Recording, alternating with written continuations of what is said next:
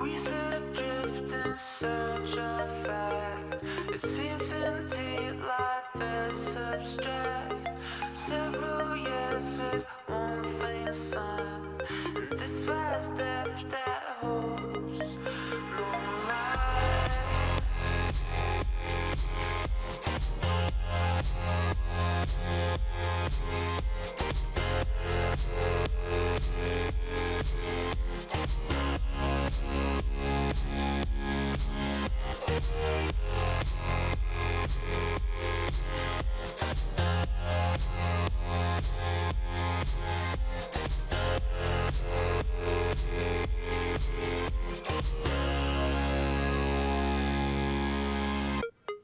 Making our way through time and space,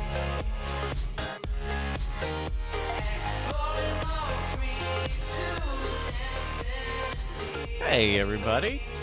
Is this a that sounds cool find or just a Neshcom This is this band is. They were on either the last one or the previous one. They this is Lamater. They are out of Oslo, but I think they live in LA now. And Sweet. they just came out with a single with the Knox a couple months ago, which is really great. Oh, awesome. Yeah.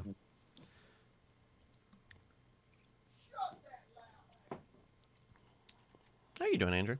Fantastic.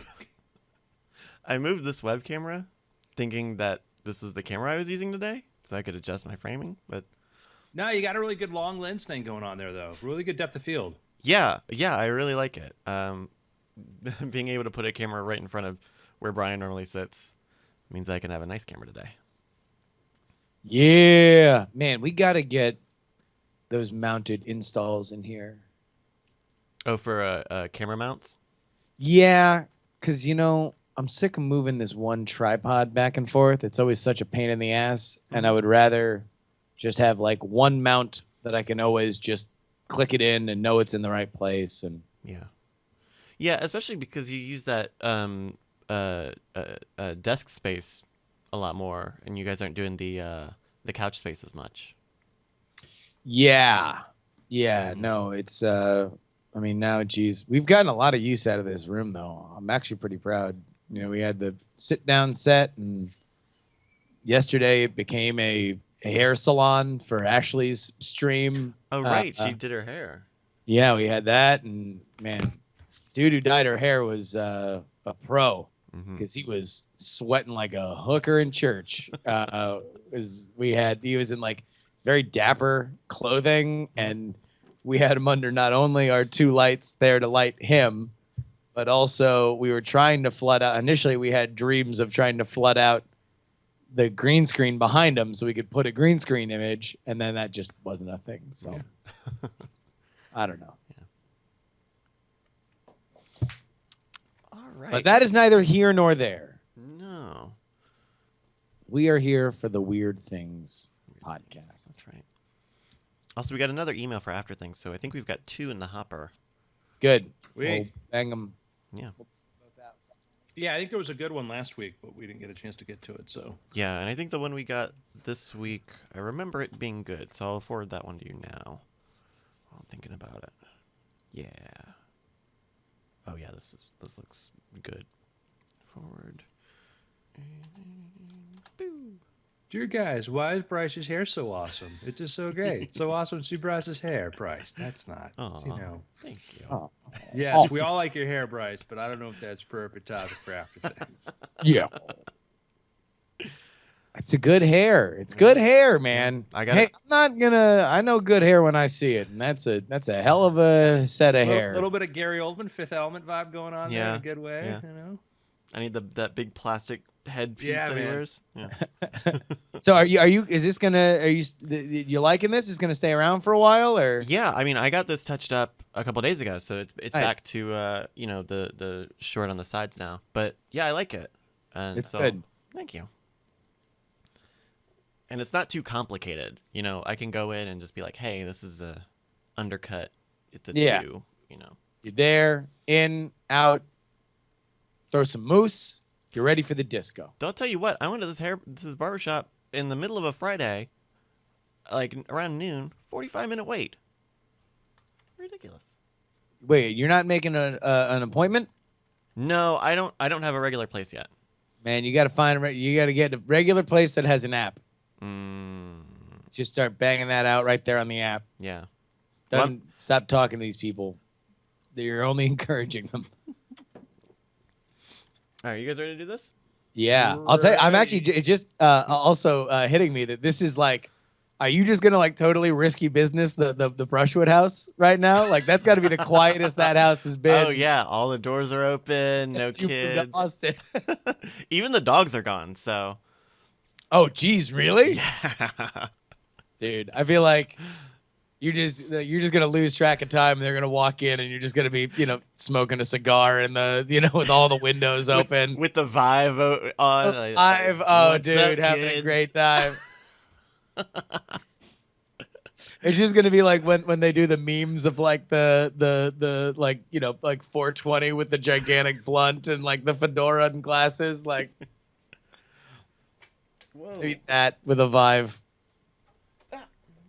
Let's go ahead and pull up our chit chat. There we go. Someone messed with my chair. Sunman says, what hair salon has an app? I know a lot of the ones that I've seen, you can at least do reservations online. Yeah. You Well, know? I mean, I guess maybe not an app. Maybe more. Yeah, just like that they have a website that they're plugged into, like one of those like open table knockoff reservation systems. The one thing is I went to the same like place of a chain this time, but a different location. Because I'd like to find a person, not just the place, right? Like I could get an appointment at any place, but Yeah, that's the other thing that's kind of annoying is that I got this one place that I like, and by and large, anybody there is going to be pretty good. But like, they'll always be like, "Oh yeah, here's my card. Remember me?" And I'm like, that seems unlikely because I'm not going to think about this experience for another 3 months. Yeah. So, not to mention I spent the past 15 years getting my haircut every other year. So oh yeah, because you have the longer hair, right? yeah. So I would always just go to Supercuts and just like, I don't know, figure it out. Surprise me. Yeah, I never know what to say. Brant actually gave me the tip of just having a picture on your phone. Oh yeah, that helps a lot. That. Yeah, that's the. I've got a whole folder. I think Brant went the whole 9 in doing a 360 of a good haircut. Yeah. Which is next level. Mm-hmm. Here's the way I had it cut last time. Do you have a Gear VR? Do you have one of those Gear VR things for your phone? Can you just Exactly. If not, I can Guys, bring I don't one. want to I can interrupt bring this hair thing. If we get into some weird things, Okay, yes we can. Yeah. All right, take it away. welcome to hair things. one. We're just chatting about what the people need to hear. All right, take it away in 3, 2. Welcome to the Weird Things podcast. I'm Andrew Main, joined by Justin Robert Young, Well, hello, friends. Welcome back. and as usual, our permanent part of our triumvirate here, Yeah. Mr. Bryce. Hi. Hey, Here every Bryce. week. I'm here every week. I'm the permanent third person on the Weird Things podcast. You are the person that matters most because you are the one consistent element about this podcast. Oh Yeah, man, that yeah. is true. That I is know, because- yeah, no matter who else flakes out. Also, for everybody watching either on YouTube or live, you can just see. Apparently, we are in a Pantone brightness strip here now. As Bryce is in a cave, Andrew has some accent lighting, and I am in a fully lit studio. I'm afraid Bryce is going to totally Belmont this podcast, and then. Oh, dude, of course. Listen, it's going to be 2 months, and next thing you know, everyone's going to be like, "Well, who are these other J Brones? We got to get on this Bryce train." Yep. I've Bryce got goal. some first top of the show. Let me just point out really quick. Hats off SpaceX. They landed another rocket last night.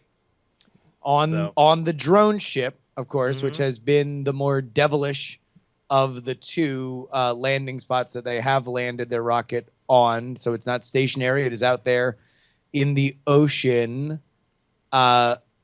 And the tricky part of it's been because they use the drone ship when they have to do these really high velocity insertions to put things into further higher orbits. So there's not a lot of fuel left to correct and to slow things down.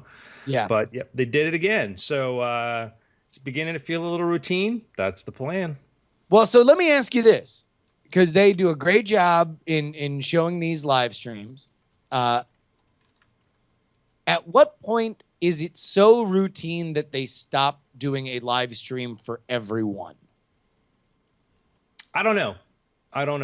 That's a good question. I think that it might be in their interest to do some sort of stream for everything because it's still a big deal, and I think that there's always going to be something interesting about the mission as far as what the payloads are or whatever. They may not always be as, produced as this is, but I don't think there's a problem with having somebody on camera, whatever, and talking about what they're doing. Because it's a great recruiting tool. If you're an engineer interested in aerospace, college student, whatever.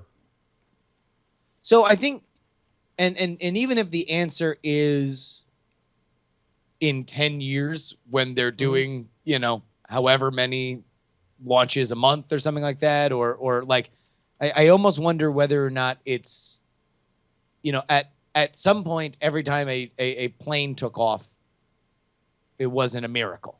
And for sure. I think that there's certainly going to be that kind of point, but also let's talk about kind of the future of broadcast to an extent too, where right now we're having a thing in the Olympics where some news organizations are basically using robots to report the news because to cover, some obscure sport, whatever, it's easier just to take the feed that comes out there and have an automatically generated article about it. Yeah. And that's something that's being used now is like using automatically generating news, human readable formats based upon this happened. This has been done prior to this Olympics. That's being done now. You might get a point where they're going to say, okay, we're going to put cameras on the ships. We're going to put cameras there. And then we're going to have a wraparound and we're just going to automatically create a feed explaining what's going on here. But there doesn't need to be anybody actively doing it. Because a lot of that information is still, at least right now, like I think of like NASA launches, you can still tune in and watch a lot of those, at least in the past few years of notable ones that I can think of. You could go in and either listen on the radios, NASA.TV, I think, is a live stream. Yeah, you can listen in on there's a neat restaurant in Miami by the Miami International Airport where you can sit down at a table and they play the traffic control. And so that might be kind of a thing. We might end up just having like a SpaceX control channel. Yeah, I mean that I think would be absolutely fascinating, and there is certainly an element of our own metaphor now being sort of locked into where we are in broadcasting that you could very much see. Why not absolutely live stream everything? What's cool when you visit the SpaceX facility. And NASA has at JPL, it's the same thing. There's a room like at JPL, their mission control system, where there's operators and they show feeds of this telemetry coming in from all the satellites. They have a room where they have, in regular other NASA facilities where they're monitoring the International Space Station at SpaceX. They have ground cameras on launch pads whenever there's, Dragon's up and, still up attached to the International Space Station.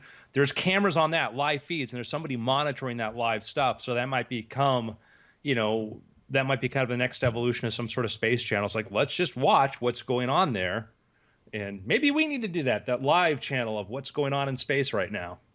Yeah. No, I think we're launching it next week. It is What's in Space right now, 24/7. Starring Bryce, 24/7 coverage by Bryce. Castillo. That cool. So speaking of space, guys, we got a couple really cool space things, and I'm going to jump right in here. First up, this was sent to me by Mr. James Devlin, and then I looked this up, and the article was missing, and then found it somewhere else and found out because it's a sketchy, not sketchy, but it's like there's a rumor of some sciencey thing going on in space, and maybe there's going to be an announcement coming out, like a really, really, really, really big announcement, and it could be all BS, but interested parties apparently been contacted, and they've said no comment, which implies that maybe they have something, but they don't have confirmation on it. This is really cryptic. What? Spill the beans, man. Yeah. You ready? Go. You ready for this? Yeah. Rumor has it, and again, we'll see when we can report on this. Rumor has it, Earth-like planet discovered around Proxima Centauri, our closest star. Wow. So the rumor that's been reported, apparently, emotionally overcome on a cough here. Like first, it's one. It comes from Der Spiegel, so we'll put that right out there on Front Street. The rumor is that apparently an honest report was quoted as saying that they're about to make an announcement that they've discovered an Earth-like planet with an inhabitable zone around Proxima Centauri. Now, Proxima Centauri wouldn't be the idealist star for having life on it because of solar flares and stuff. But hey, we'll take what we can get. So right now there is some rampant speculation going on. There are a lot of articles coming up, and we're supposedly going to be hearing some sort of announcement pretty soon as far as whether or not this is legit. But it's what's cool is that they've already, I think, let me check to see if it was Discover. They've already been reaching out to some quotes. Some people are saying we're getting some independent confirmation. Other people say that it's true, that there's some, they're about to make an announcement of this, that they've discovered this extremely close Earth-like planet. And what Earth-like means could mean a variety of things. And they've already talked to some of the people of Project Starshot. Like Phil Lubin, who was the guy who we talked about his research a year ago before that was announced. Project Starshot is the idea of using a laser array to propel like a meter-wide wafer of a meter-wide sail with like a little micro array. We could actually, using conventional technology today, have a probe in orbit around that star within a 20-year period of time from launch. We could get something around there in 20 years, not thousands of years, not hundreds of years. In 20 years, we could, even with scaling that technology up, we could put humans there in a couple decade time frame. It's been a radical change in our way of thinking about how we could explore space based on laser arrays, but we could very much be sending probes there within decades. Wow, I thought this is about four and a quarter light years away. Mm-hmm. I didn't think you could get that far that quickly. Well, that was the whole laser array. The idea is that if you have an array of lasers projecting their power onto a small sail, let's say a meter across, you're putting all that energy, about the same amount of energy that maybe goes into a space shuttle launch, into that one space, and you continue that on for 30 minutes, 40 minutes, whatever. You can send things at 20% the speed of light.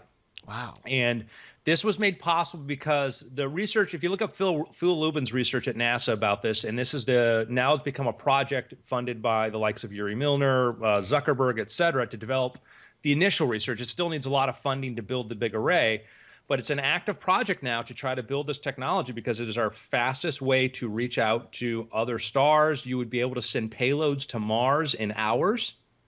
Wow. Of course, it's going extremely fast, so either you have to figure out some extremely tricky, orbital capture mechanism, or it's just going to kind of whiz right by because, again, it's going 20% the speed of light. All right. Well, here, let's focus on this Earth-like planet.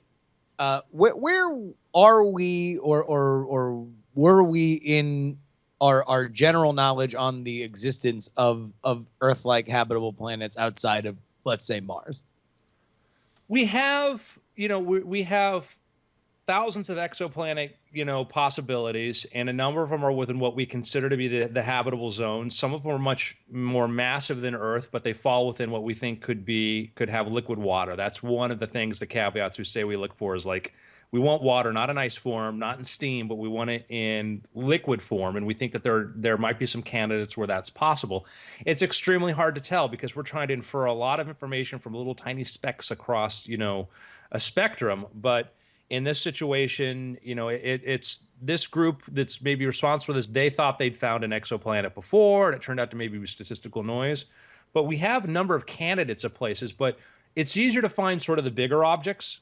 But you can, if you were on a planet being twice the size of Earth, doesn't mean you're going to weigh exponentially that much more. It depends upon how dense it is, and also your relationship to how dense it is at its core. So if you go look at how much you would weigh on other planets in the solar system, it's not as much as you would think for some of the bigger planets, even though like they're gas giants and stuff. So So this to me seems, and this might not be actual fruit from it, but it would not be crazy to infer that the more we put into space and the cheaper we can put things into space, the more this sort of exploration becomes clearer and more possible, because it's just not as expensive to throw anything up there, from probes to telescopes, the entire lot. If that price comes down, more stuff goes up and we learn more about what the cosmos really are. For what we spent on the International Space Station, we could be building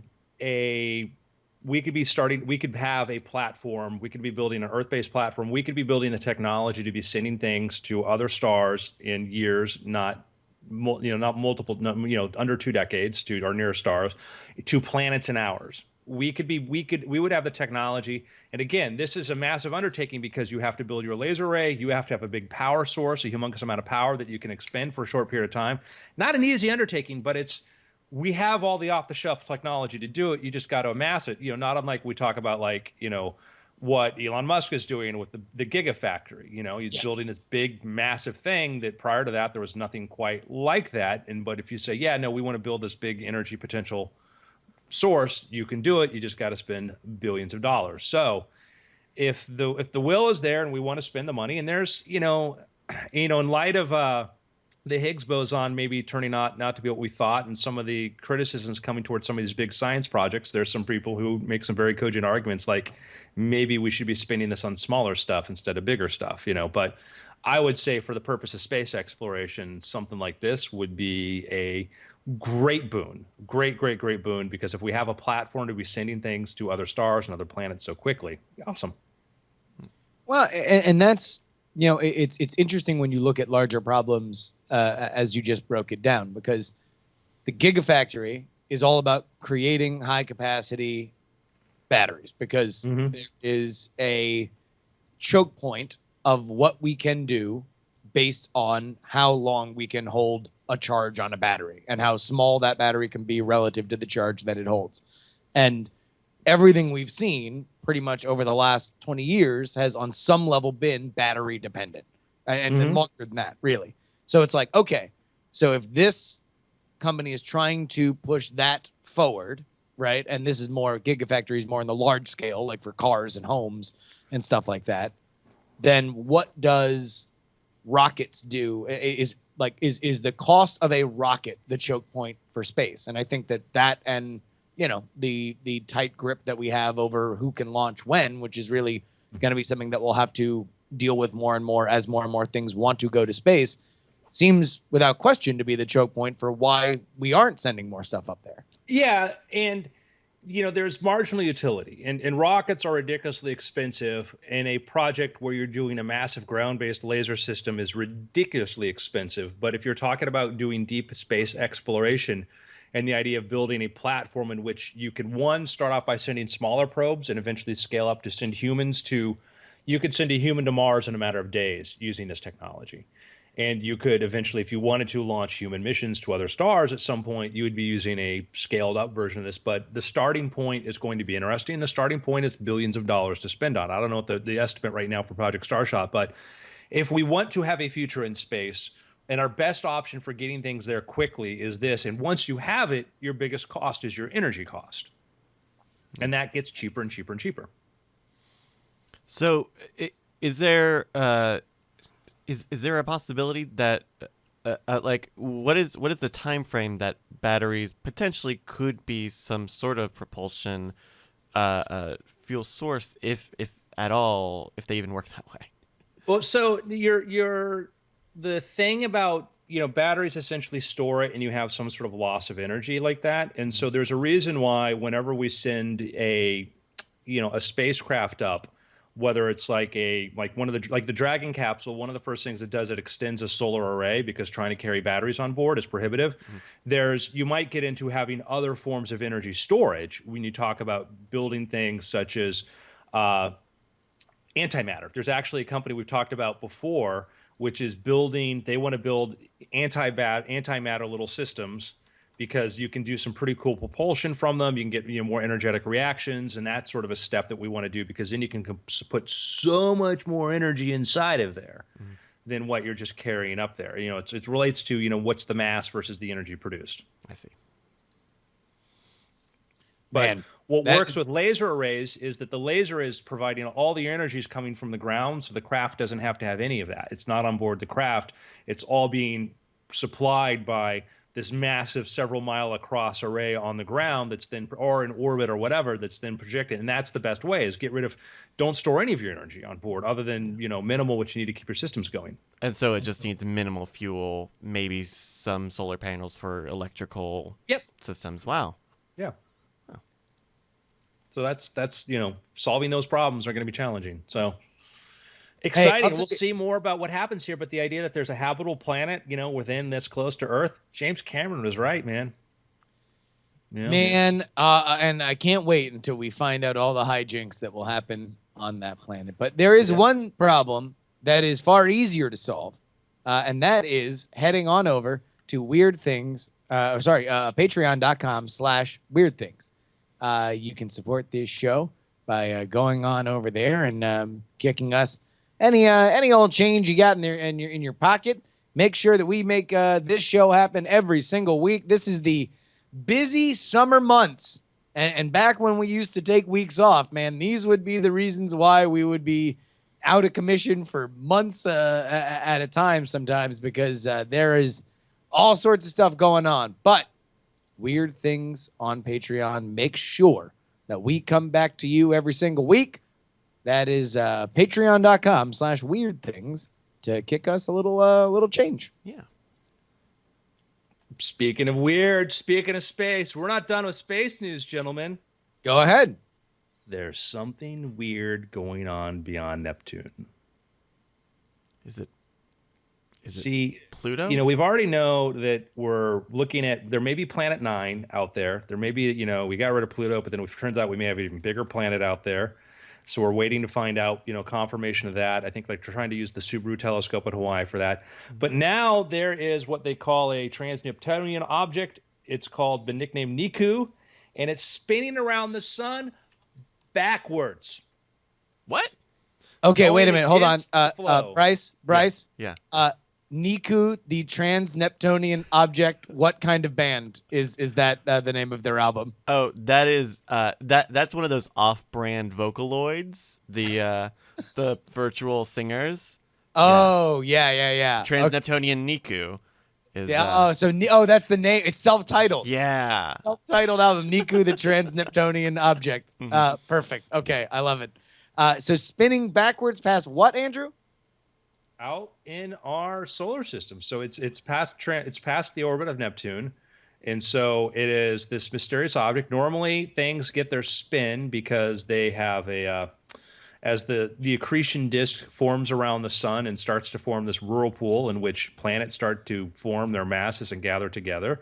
They've spotted this object, which they've nicknamed it Niku, and it looks like it's going the wrong way. And they're like, what? And the most obvious likely explanation would be that it was some sort of capture, that it was some other object that got captured from, get this folks, maybe another solar system or something was ejected from elsewhere. What? So let me pull up there, see if we can find any more information on that. But and this is also rotating off the sort of average axis, it looks like. Yeah, it's not even on the same plane. It's at its own, its own plane. It says 110 degrees above Earth's rotation. Wow. It is an exciting time in space. We have this. What I love is the fact that, and this thing might be around 125 miles across. So what I love the fact is that, we tended to think, we sort of fell in love with sort of the idea of the atomic model of the solar system. There's the sun, there's these planets orbiting like electrons, and which led to a lot of really dumb, drunken college speculation by people. What if we're an atom? No, that's not what an atom looks like, and it's not really what we look like. It's nothing like that at all. But that it's not this clean, discrete thing where there's a sun and there's planets, there's nothing. There's the sun, planets, there's asteroids, there's Trojans and things going in and around, there's comets, There is going further out. We get other bodies when we start getting into the Kuiper Belt, and we have the Oort cloud. And now we think there might be this planet 9 lurking way the hell out there beyond, but still within our solar system, but really way out there in the reaches of there. And beyond there, there could be rogue planets. There may be more rogue planets drifting between stars than there are planets orbiting stars. And you could have life on rogue planets because if they have water and they have an icy shell and they have geothermal activity, you have heat. Our galaxy, is not these tiny little pockets. It's just a lot of little bodies going all the way across. And to think that, we may have another Earth-sized or relatively Earth-like planet 4.5 light years away, and between there, a bunch of little way stations. If life's going to expand outwards, it might just be we colonize this planet, and we keep island hopping, much like we did when we spread across Earth.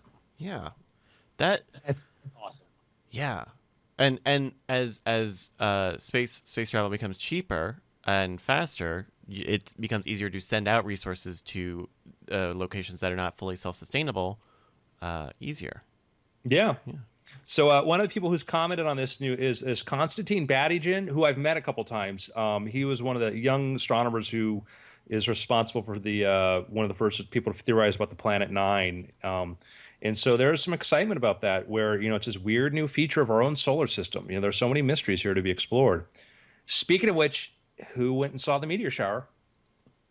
It was very, very overcast here in the Bay Area, so we unfortunately missed it. But I heard it was baller. I drove with a friend. We went out to Joshua Tree, which is one of the closest spots to Los Angeles, which is like dark sky territory, which is outside of the light pollution area. We went to the middle of Joshua Tree. We could see tons of meteors even when the moon was up. Then waited for the moon to set. You get it's one of these beautiful views because you see the solar system. I mean, you see the Milky Way. You see all of that, and it was the best meteor shower I've ever seen. There were more meteors. One stretching across the entire sky. I rented a pickup truck just to be able to lay in the back and look up, and it was a wonderful experience. Wow. Amazing. You might still see it if you go look. How far? How far was Joshua Tree from where you are in Burbank?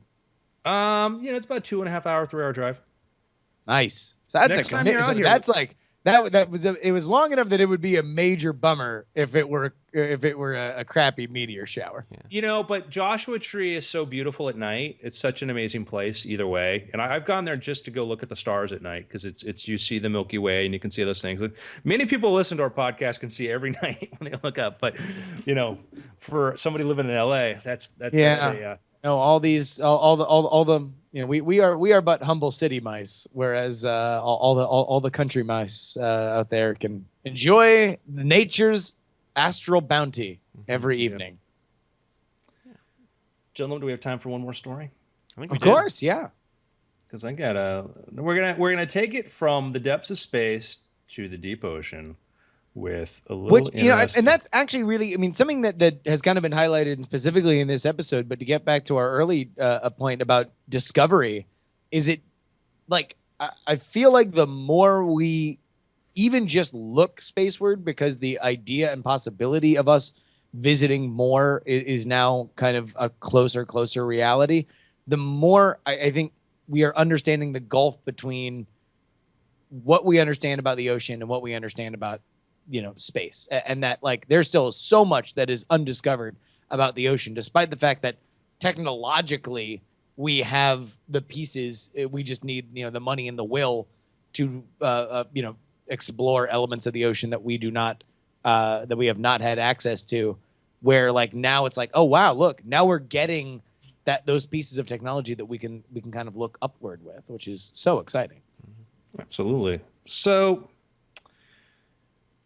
if I were to ask you guys, without going on Wikipedia, whatever, what is the longest living vertebrae?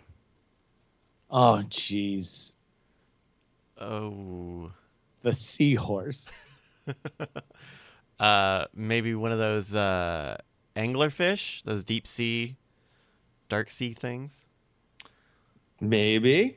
So we, trying to figure out these things because they don't really tend to carry around really good birth certificates, when you're trying to ask how old these things are. Sure. Yeah. And aging things isn't always that easy. And one of the ways that we do this is bowhead whales are one of the creatures that we think may have been the oldest, because we've had bowhead whales where they've when they've been caught by like Inuit or people who are actually allowed to hunt these majestic, wonderful, beautiful creatures.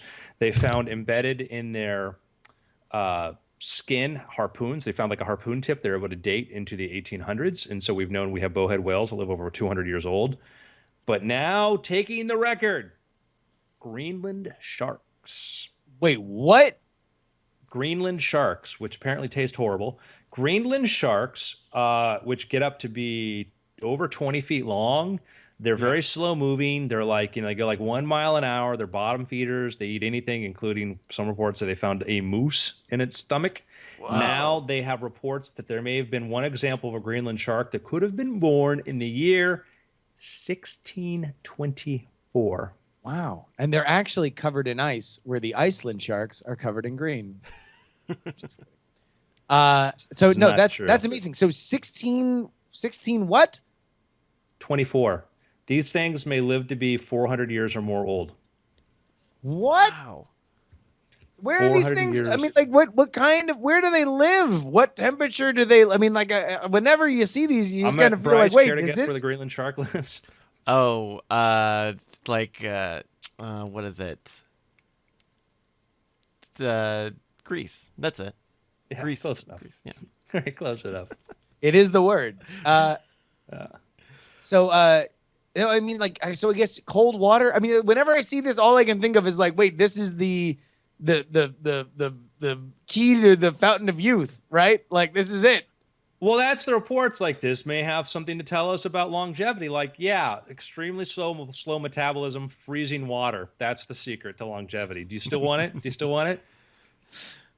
Well, I mean, yeah, I guess that's it, right? It's just like, these are all things that we know, and these are just extreme outlier examples, right? Well, but there's still something to to explain. There's certain creatures that may not actually age, like certain reptiles and certain creatures. We think they may not actually age past a certain point. And by the way, they say these sharks don't reach sexual maturity until 150 years age. Man, and that is an awkward tween period. They are into iCarly for a long time. Yeah. So are these seem like they're pretty common sharks, potentially, right? Like, they're not like, as far as I know, like Wikipedia says they're only near threatened, which is the second lowest conservation status. Yeah, which still, but yeah. So wait a minute, you had sex with Gertrude? She's only 84 years old, you pervert.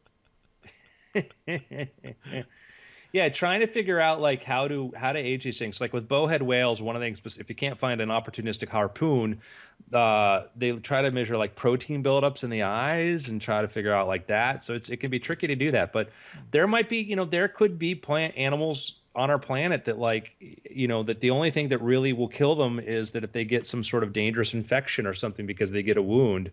Other than that, their metabolism works in a way that they just might keep going. And so, who knows? Maybe we'll discover something that helps us do that. So that's amazing. I mean, like, it also just makes you, whenever these things come up, you just realize like how dumb we are about our planet and our surroundings, and how much there is just like around us that we either have assumptions for, or even like that the idea that's like, oh yeah, this thing has been alive from, as far as we know, at least the 1600s. But even then, that's an artificial construct, because we're always relating everything to the history of humanity, right? Like, and our effective Western civilization. Like, it's just so insane.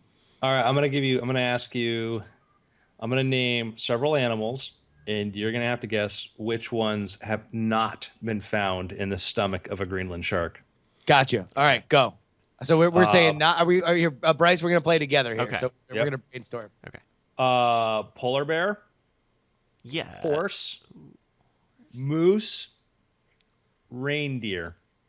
Okay, number one, none of that is even like, that's even Sharks just a cheater thing. those. That's just stuff that accidentally ends up in the river in that area anyway. That's like somebody accidentally brings their pet polar bear with them fishing, and they fall in and they can't get them out. Like, That's where like the slow animal of the pack just like decides to just keep on walking into the water. Like Right. By the way, off the coast of Brazil, they observed what may have been one at 9,000 feet deep. They've observed them at 7,000 feet, but maybe something down at 9,000 feet deep. Wait, this Greenland shark? They could have been. They could have been a southern sleeper or Pacific sleeper shark, but it's mainly on Greenland, but it's got a wide range there. So I was being a little bit flippant there, but maximum range possibly 512 years. But any one of those things you think has not been found in there? Okay, so wait, read them again. Moose, horse, reindeer, polar bear. see, polar bear is the odd one out, but that seems like it would be there because I'm it is still so gonna go obvious. with polar bear. I mean, I feel like Really? all these other ones like are either those are beasts of burden, right? Like no one's saddling up a polar bear. Like No, but I mean, these things might dead. Any one of these could have like just died, like crossing a river and got dragged out to sea, and just this thing found the carcass and just decided to eat it. I'm gonna say right.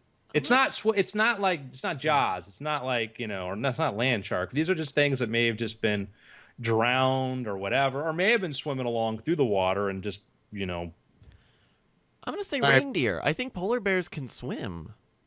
So you're gonna say I'm gonna say reindeer? reindeer.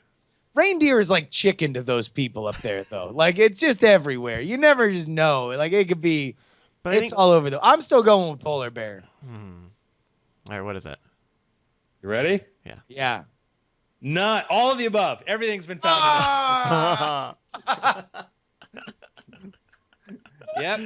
Even polar bear, reindeer, all that. They'll carve up those Greenland sharks, and it's there.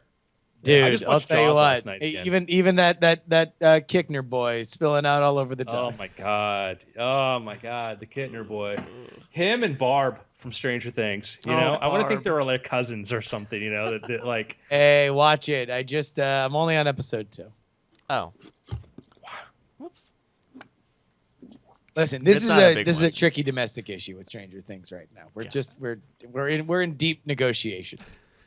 Prenup, man. So, Brian and Justin were on the road. It's post-apocalyptic thing. By the way, this podcast is from the future. Okay, like we're recording this part now, but now the other part actually comes in the future. So figure that part out. It's real. And Brian and Justin were on the road, and they're faced with a dilemma because they picked up a passenger and they saw this place called Salvation. And Yeah. Brian and his somewhat unwilling escort or fellow bicyclist. Traumatized passenger. Yeah. Now, we're going to get to that next time Brian's on here, but what you guys don't know, well, Bryce knows because Bryce was there, is that Bryce was actually visiting family in Nashville. Okay. Close. Sure. And sure. Bryce is watching the events unfold. He turns on the TV, wakes up one morning, internet's not working, turns on the TV, and he sees that there's been this epidemic spreading throughout everywhere. Like news reporters are coughing and wheezing as they're trying to cover what's this fast breaking flu that seems to be wiping people out. They cut to the hospital, and the hospital's like, listen, we are desperate. We need people to help us here. We're absolutely, just nothing we can do. Bryce goes and knocks on the door of his dear grandmother. That's who he's visiting, his dear grandmother, and like, hey, Grandma, are you okay? She's dead. Oh no, Nana. Dead. Nana's Oh. dead. Nana's dead. Oh, Nana no. actually drunk herself to death, so it's okay. Oh, It was a okay. happy death, okay? Nana's dead. So Bryce is like, what do I do? And the hospital's like, we need your help. Come help us. So Bryce is like, I'm a good person. I'm a good person. I'm going to help. I'm following the example of Brian, Justin, and Andrew, the greatest people I know, the most noble, helpful people I know. I'm going to go down to the hospital. So Bryce gets on his bike. He has a car, but he's such a good guy. He rides his bicycle down to the hospital. Even in the apocalypse, I'm We're great. not going to start again. It's a bicycle. We're just going to leave it there. That's It's fine, fine. That's fine. Yeah. Gets to the hospital, right? And the parking lot is covered with tarps over bodies, okay? Oh. And there is a bulldozer scooping up bodies and dumping it into some big metal waste container where there's just fires and people in hazmat suits, okay? Oh no. And somebody's like, hey, from the window, you're healthy? And Bryce is like, I think so. Like, come help us. Go grab a suit. So Bryce puts on a hazmat suit, goes inside. There are doctors and people covered in these plastic suits trying to save people. They have people coughing and wheezing. Black gunk is coming out of their mouths as they're just all over the walls and stuff, right? Sure. Bryce is doing his best. Like, what do I got to do? Give obese people sponge baths. And you're like, no, you don't actually have to do that. You're running around trying to help people keep them hydrated. Just kidding. Yeah. Giving them bottles of water, okay? Yeah, in this plague scenario, I don't know what like warm bodies can do almost. But continue. But I'm helping out what I can. But you're giving people water. Okay. You're trying to give people water. Making them comfortable. There's helicopters coming in and out as they're bringing in all sorts of different, medications and stuff. They're trying stuff. Somebody hands you a syringe, hands you 5 syringes, like pick 5 people, put a red tag around their arm and inject this with this. What is it? It doesn't matter. We don't have time. just do it, Bryce. Just do it, Bryce. Okay. So you're injecting people with stuff, and sometimes they start twitching on the ground, like, just angry fish. What did you do to me, Bryce? And then you still got 3 more syringes. Oh, God. Okay. Do you keep cooperating? Oh, yes. I think, yeah. So you've got the syringe. There's a 12-year-old girl, sees what happens to the other person. No, like, I need you to put this red band around your arm. Oh, no.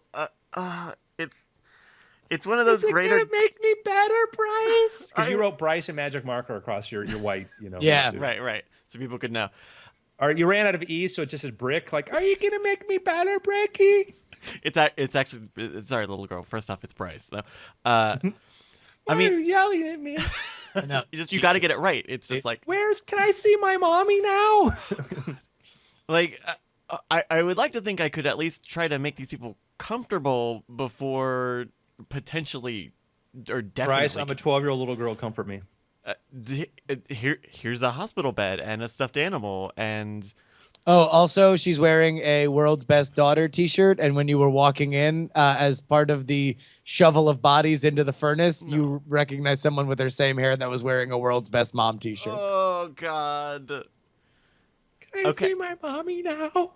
Well, I think she's a little busy right now, but do you want to be a super, super duper helpful science ranger with me? Yes. Bryce hands her all the syringes, tells her what to do, jumps out of the window, takes off. Peace, losers. No, I think sure. I think this is the kind of thing where children understand when there is distress going on, and I think in this specific example, a 12-year-old might be able to process. I don't know. It's tough because I don't want to be like, hey, there's a chance you're going to die anyway. Do you want to help us Bryce, out? you got 2 dead bodies on the floor quivering. One quivered and died. You got 3 syringes in your hands, and you got some guy with an M6 with the, M15 assault rifle yelling, MP5, whatever, yelling at you to whatever they're using in the scenario, yelling at you. Yeah. Bryce, how are you coming to the syringes? We need to know. We need to know what works. Okay. All right. Well, you know what? All right. Different tactic. All right. I point over there, distract her, get her while she's not looking. With like, if we got to do this, then like let's make it as painless for me as possible. So all right, so you are going along with this then. The scenario is whether or not you are making the moral decision to stick people with a syringe that even the people that in this hurried universe does not know whether or not it saves or kills, and you are going to stick this little girl with that syringe. When she's not looking because you're a coward. I like to believe. Also, you're the closest thing she has to a parent right now. This is what you're doing. Oh, God. I'd like to believe that nobody else volunteered. I'd like to think I'd go out into the waiting room and say, hey, someone got nothing to lose? And then no one did. And then I found this little girl. Yeah. Okay, so you're going with the little girl who you can physically overpower to stick, and not anybody else that you can you're not even so sure in your own cause that you can't talk people into it. I feel sleepy. And she starts to twitch a little bit. Oh. Twitch, starts to cough up. Oh. Black phlegm starts coming out of her mouth, and she falls down on the ground. So now Nick you've stuck comes- 2 people with those 5 syringes. Both of them have died instantly, including a little girl. In come 2 guys, 2 army guys with face masks in body bags, pouches, and they're like, "Oh, how's the euthanasia going, Bryce?" Oh, that's not cool. That's not cool. Ah. Welcome to the team, rookie. Welcome. Better this than prolonged. You know, No, we're just kidding. We think that might be a cure. We just don't know. So, okay. So what do I do now? Do I You just should have seen the look on your face, man. Oh, man, that was great. Oh, hey, little girl, do you want this cure? why are one they of doing it Tom's via like- injection? Like at this point, just I don't know. I imagine it would just be easier to enact some sort of martial law and put people in a room like chickens. Ugh. Well, listen, the problem is they gotta kill the contagion. Like, I so mean, if we this don't- is a Bryce, we don't know if this guy was just making a smart ass remark, too. All you know is you got 2 more syringes. Well, that's not 2 cool. more- I What's know that? that joke was not cool if it was a joke. People are stressed, Bryce. Who are you to walk judge a how mile people in deal? my shoes, rookie. And so is the question: do I keep doing it, or do I You keep? got 2 more syringes, Bryce. I mean, even in the worst case scenario where it's been decided we're euthanizing people, but like, do we know all of these people are infected? Like, Everybody's coughing. Yeah, they're all looking kind of sick. Bryce, you are your or Andrew, is Bryce alone right now? Has the army Right? people, have they It's left? like there are people running back and forth the hospital. There's bodies everywhere. You know, like he could go run down the hall and go talk to somebody if he can get their attention, but everybody's in a hurry trying to just stop this. And he sees other people with like yellow syringes and yellow armbands. So here, Bryce, it seems as if Mhm. your problem now, or your decision now, is do you keep sticking healthy people with those syringes, or do you tie your red armbands around 2 corpses, empty out the syringes, and call it a day? right? Because if I know that people are definitely infected, there's some sort of test, some sort of quick. They're in fact, they're all They're- showing. They're at the hospital because they were weakened. Then I feel like could find people who would be willing to try, who would at least even if I've got Okay, so I'm on a hospital bed. You got to talk me Okay. into it. Oh, hey there, champ. What's your name? What's your name? Enrico. Enrico. Yeah. Hey, hi. I'm Bryce. How are you feeling today? Very weak. Very weak. Listen, Enrico. Do you do you have anyone here with you? Are you alone here, Enrico? You see that? Oh yeah, it's a lot of. Oh, the beautiful sunset. Oh man, Enrico. Hey, listen. Listen, I think we're doing these tests. We're doing experiments to try to find the cure for whatever this disease is. What? I've got these. I'm not sick. It's gonna get better. It's gonna get better. Sorry, I'm already feeling better. I'm feeling better. Enrico, I'm really sorry to break it to you, but Wait, do you like Rick and Morty too? Yeah. Oh, geez, Enrico. I mean, buddy, I gotta tell you, there's not a good. coming, Bricky? We're working on it. Listen, man. But hey, we've got a chance. We're testing out these drugs. We don't have time. We got more air quote serum coming. Oh, Hey, you- I'm like, listen. listen. I've tried to live a holistic life, so I don't really, I don't like to use mainstream Eastern medicine or Western medicine. I prefer natural cures. You know you are literally potentially on your deathbed, though, Enrico.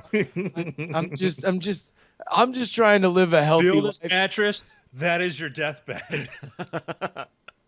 All right, so wait, what would I have to do if I were to take your word? You have kind eyes. Thank you. I've got these I've got a syringe here. I would inject it with you just like a normal shot, and then we would see how you react. Okay. All right. Are you- I trust you. You seem like somebody that I can trust. Thank you, Enrico. Is there anything I can do for you before we do this? You want some water? Maybe I can get a fruit cup. All right, just go ahead and just stick me with the syringe. All right, here we go. All right, and now promise me I'm not gonna die. Enrico. Just all I need. Just go ahead. It's already in my vein. I just need you to promise me I'm not gonna die. All right. Take my hand. Take my hand. You're a hero. Take my hand. I promise. All right. You promise me. I'm gonna keep holding your hand. Understand that if I die, I will haunt you.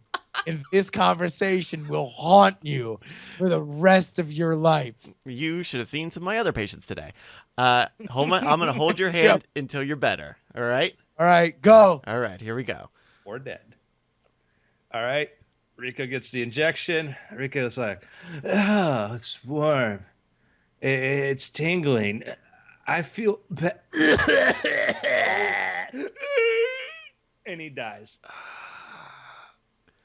I would like to take solace in the fact that potentially they're going quicker. Wait, hold on. Wait. He opens his eyes real quick. You made a promise. Enrico!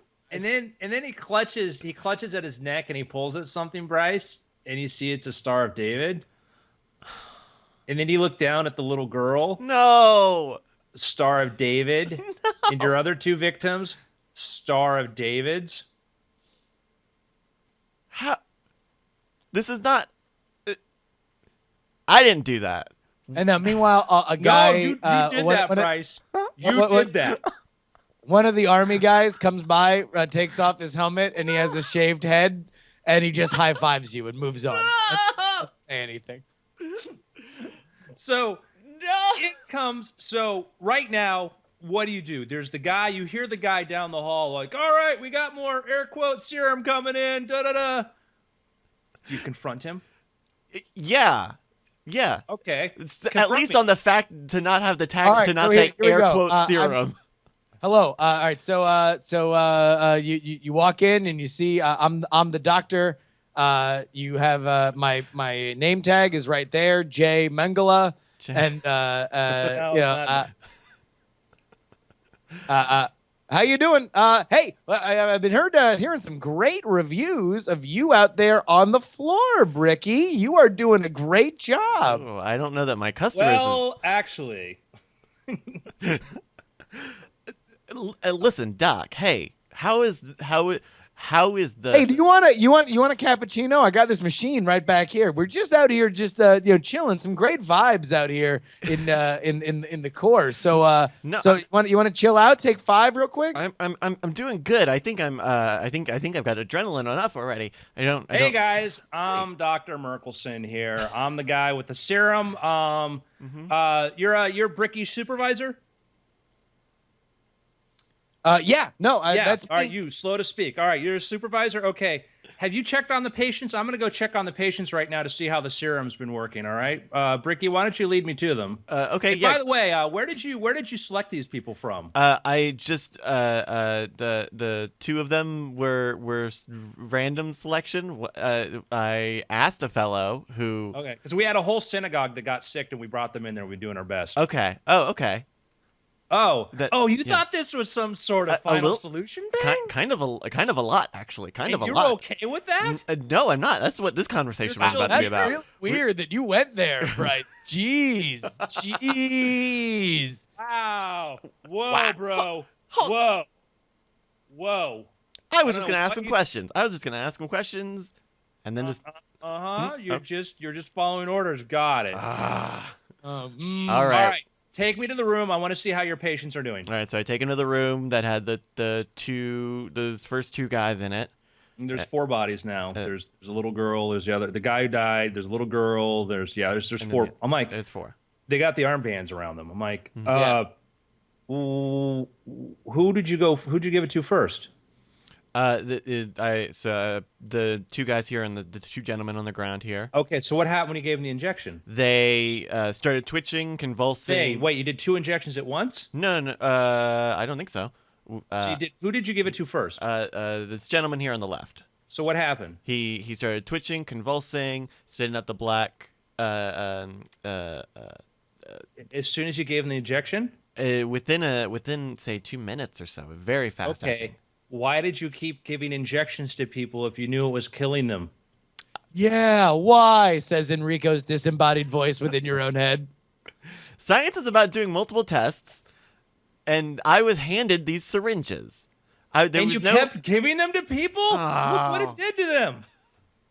Same guy with the skinhead comes by, high fives you again, and just walks out of the room again.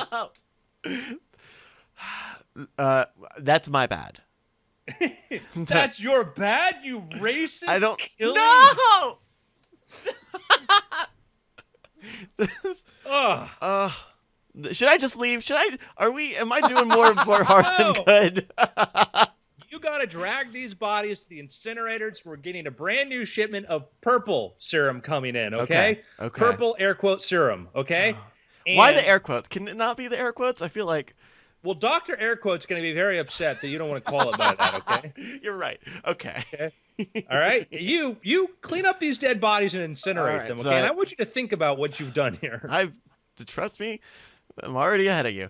Meanwhile, the guy with the skinhead comes in and says, "Hey, man, I'll help you." And then says, while you're dragging the bodies out, "I just really like your hair.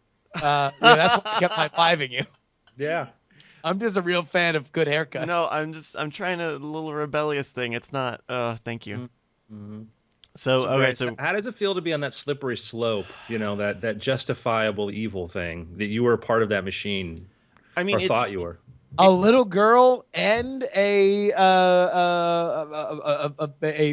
waiter / actor who believes in holistic medicine. And also can haunt me. And also is currently haunting you. You're damn right I am, he says from inside your own head. Enrico. Yeah. Well, it's a panic. It's a panic. You're acting on panic and with the very little information that you're given, you know? Okay. That will be your defense should we ever live long enough to have trials to figure out. My God. Can we reveal the Dungeon Master's notes that were coming into me during that scenario? Sure. So Andrew's letting me know things, little tidbits, so I can play the roles. But just the last thing was they were all from a family, same synagogue, not a racist thing. He was supposed to stop after the first death. Yeah. There've been a couple of some books and some chilling stuff. One was Viggo Mortensen did a movie called Good, which was based on a novel, which is about a literature professor who allowed his works to be sort of twisted and distorted into justifying like killing, you know, like the less healthy and whatnot in our society and all that. And then there's also I think Kenneth Branagh, they did a movie like it all takes place in like one place where they kind of just you watch a room full of people sort of come into this decision of like, yeah, I guess it's okay if people have tuberculosis at terminal. I guess we can put them to sleep. And you know who has tuberculosis? Gypsies and Jews. And you're like, oh Jesus. Yeah. So that's the thing that's scary is that slippery slope to evil where you have to think about that. You know, when you look at a lot of online conversation and stuff where people call somebody else, they're evil, we should kill them all. Wait a second. Yeah. Right. That's what evil people say. So, a lesson and compassionate from the cold-hearted Dr. Death Bryce. Bryce. All right. Well, now for our larger mythology, sure, Bryce did survive the mega flu, and is where is he after this experience? We'll find out. What we do know is that have the people of Nashville run me out of town yet? No, Bryce. In 24 hours, you're the only living person there. Oh Jesus! Yeah. Well, the good news is no judgment. True. Yeah. Just me and you, says Enrico from inside your own head. Oh, Enrico. Yeah. Bryce goes to the local county courthouse, puts on the judge's robe, sits on top of there, and slams the gavel. And Bryce is innocent. Not guilty, yes. In fact, hey, I got Enrico by my side. That means I'm not just going crazy talking to myself as I get out of Dodge. Slippery That's a slope plus. here, Bryce. That's a plus.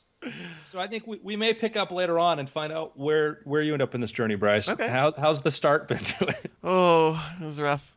It was rough. But we do know that there is at least 3 members of the Weird Things crew alive in this Coincidence? super flu world. Dun, dun, Very dun. interesting. We'll have to find out. We will.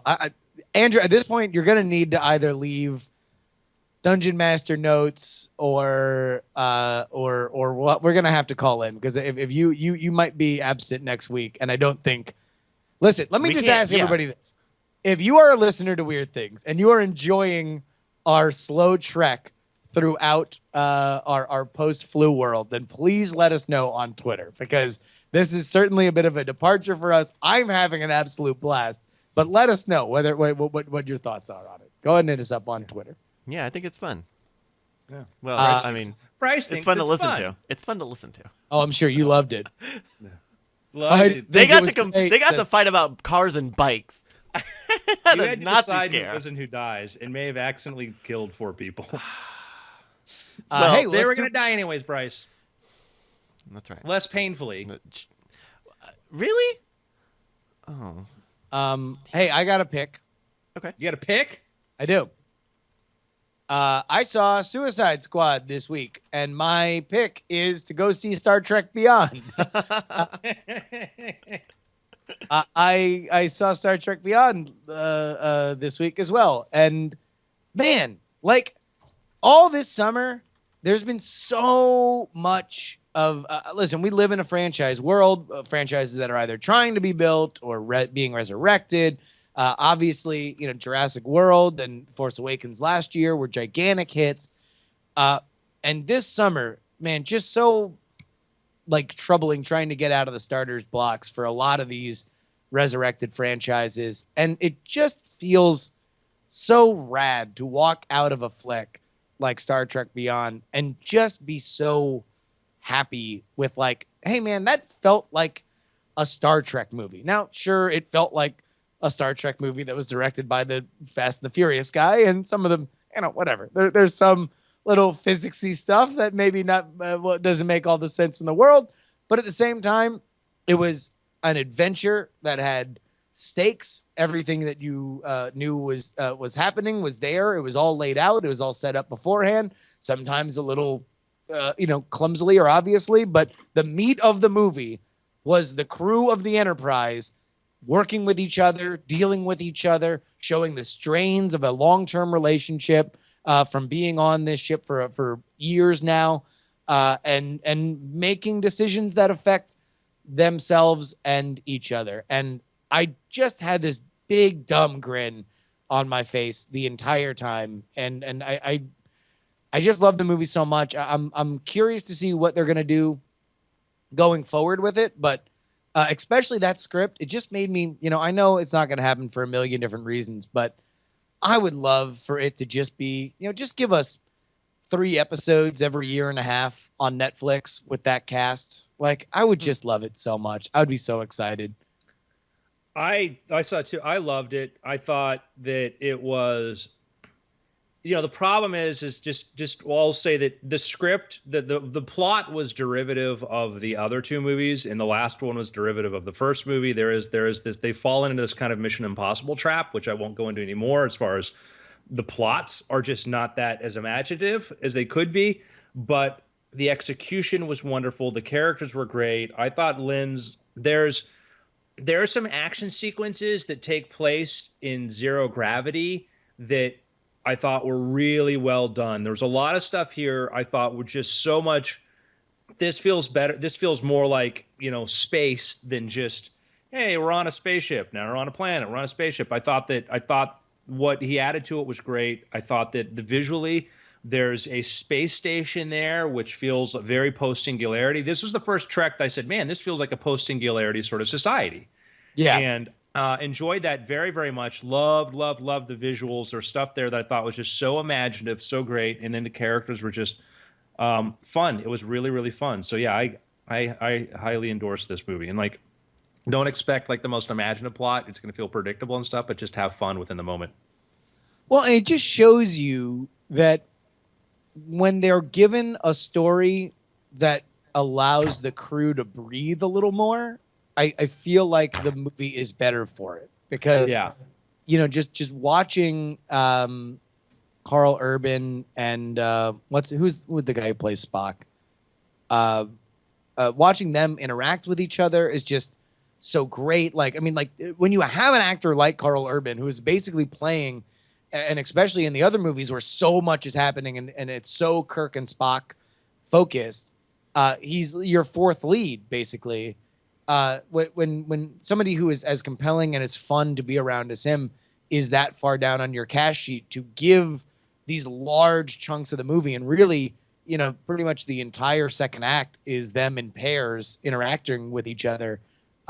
It's just, man, it just works so much. It makes the universe feel so much more lived in.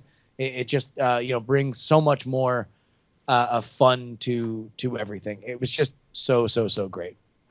Excellent. Bryce, do you have a pick? I do. I have this band that I really like out of Japan called their Japanese name is Suiyobi no Campanella. They performed at South by Southwest, and they came out with they just got signed to Universal, and so they've got a new mini album out called Yuma, and it's actually on like Apple Music, and I think it's on Spotify. But it's really cool. It's Track 3 looks great. Yeah. Well, it's in Japanese. Yes, I've got their Japanese website pulled up, but it's based off of the idea of Yuma, unidentified, something animals, unidentified mysterious animals, I think. And so each song, so you've got Chupacabra and Tsuchinoko, which is a Japanese spirit sort of thing, and I really dig it. It's kind of this mixture of like kind of electronic music and pop, but also having these sort of rapping elements. And the singer Komai, she's got a really interesting voice. It's kind of this raw, imperfect voice that I think is really cool. Like here, we can listen to a little bit of Chupacabra here.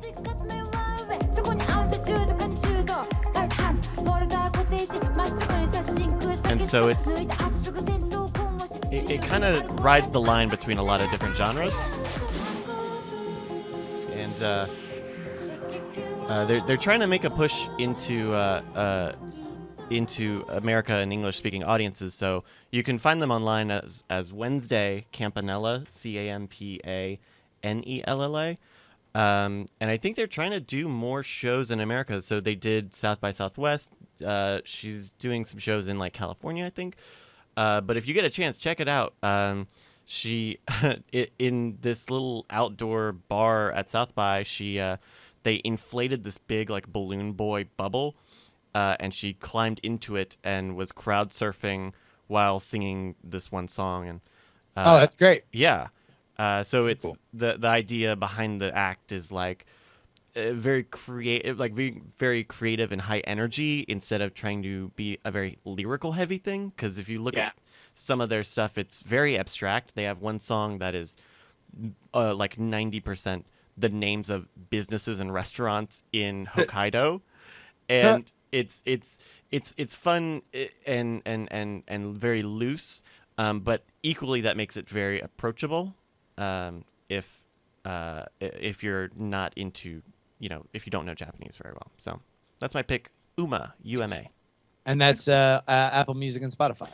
I know it's on Apple Music, so it's probably on Spotify because they're on Universal now, which is doing a lot of global releases. Sweet. Yeah. Andrew? I have a game pick. Ooh. And I don't play a lot of games, don't know a lot about games, and it takes kind of a rare sort of game that's really kind of outside the box to really capture my interest. Like Monument Valley was one of the ones I was raving about. Mm-hmm. Yeah. And I love the idea of, let's say, kind of like choose your own adventure and text-based adventure stuff. I don't play a lot of them, but I love the concept of something where a narrative's unfolding in your head as you make choices, not unlike what we've been doing with our little post-apocalyptic quest here. And I had some time to kill the other day. I've been working on a software project and I needed to just unplug. And I opened up Apple's iOS, the Apple Store to see what was there. And there was something that was very highly rated. I played the little video. I'm like, maybe I'll do this. And I fell in love because not only do I love the game, kind of the storytelling in it, I love I get, when I look at a game and I see these massive heads up displays and all these screens of all these other things that you have to control and do, I'm like, no, thank you. I don't want to learn a whole new interface every time I do. And because I don't play a lot of games, what might be obvious to other people, for me, I'm like sitting there trying to figure out.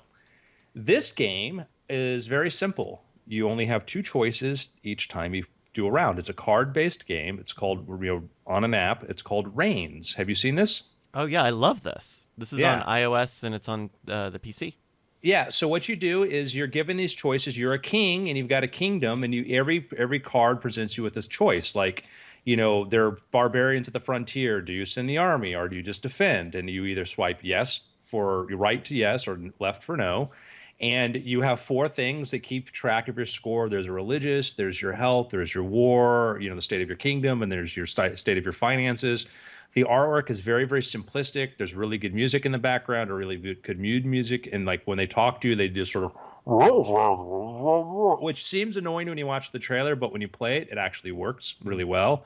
So very simple game. Swipe yes, left or right to make a decision based on the stack of cards, and your score accumulates. So I haven't spent a whole lot of time. I've maybe spent 30 minutes playing this thing, but I very, very much enjoyed it. Thought it's very quirky and cool. Every time you play, like you're gonna probably die pretty often, but you keep kind of coming back, and your previous incarnation sort of is the ghost of the new incarnation of you. And so you're kind of trapped in a sort of endless loop of trying to reign and live longer. So you judge yourself by how long you live, or you set out to accomplish something like, oh, I want to meet the devil, oh, I want to win a duel, or I want to do this. Yeah, it's That's a lot amazing. of fun. That's great. Yeah. Is that connected to the internet, or can you play it sans internet? I think you can play it offline. Yeah.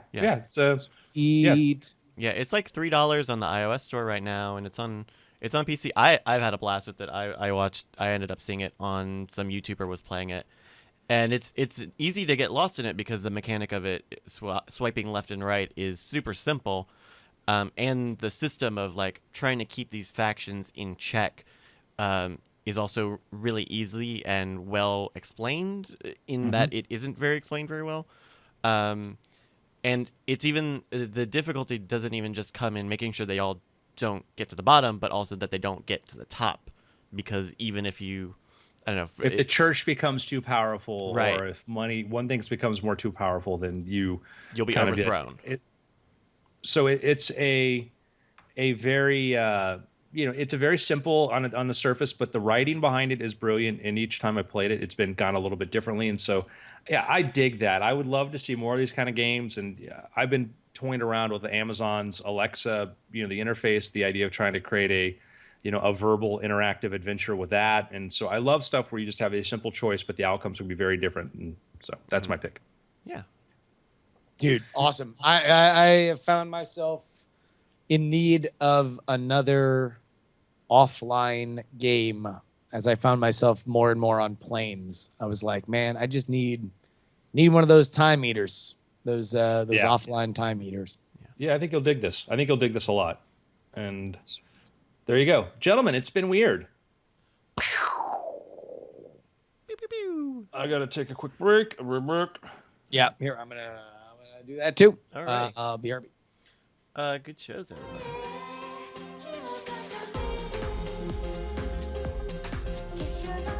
That was fun. I only got put through the ringer just a little bit. Switch this now. Let's make a check.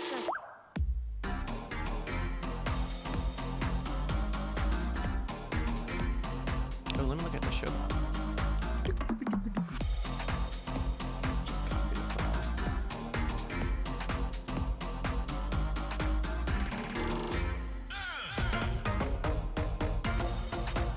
Everybody having a good Sunday? It's real rainy here in Austin. Real rainy Sunday.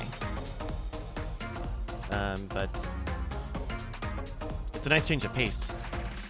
I looked, and apparently I've grown from 0 to 3 umbrellas in my possession.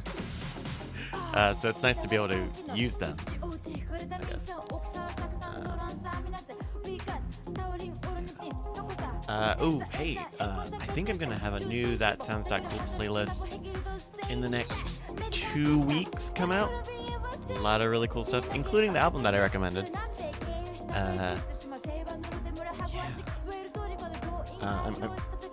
Here's something maybe the chat room knows. Going on a trip next weekend, or this coming weekend. And so I'll be on the road for about 4 days or so.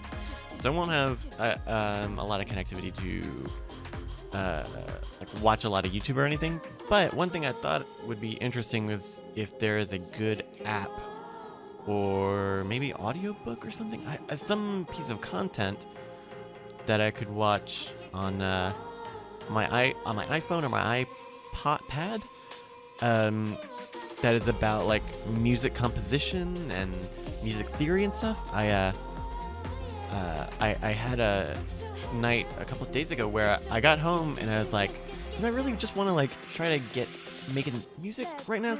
And I was really frustrated. I think I only could spend like 30 or 40 minutes trying, and I just got to this point where it's like, I don't even know what I'm doing right now. And so if anybody knows anything like that, I've been looking up apps, but it's tough because I don't even know exactly what I'm looking for, you know?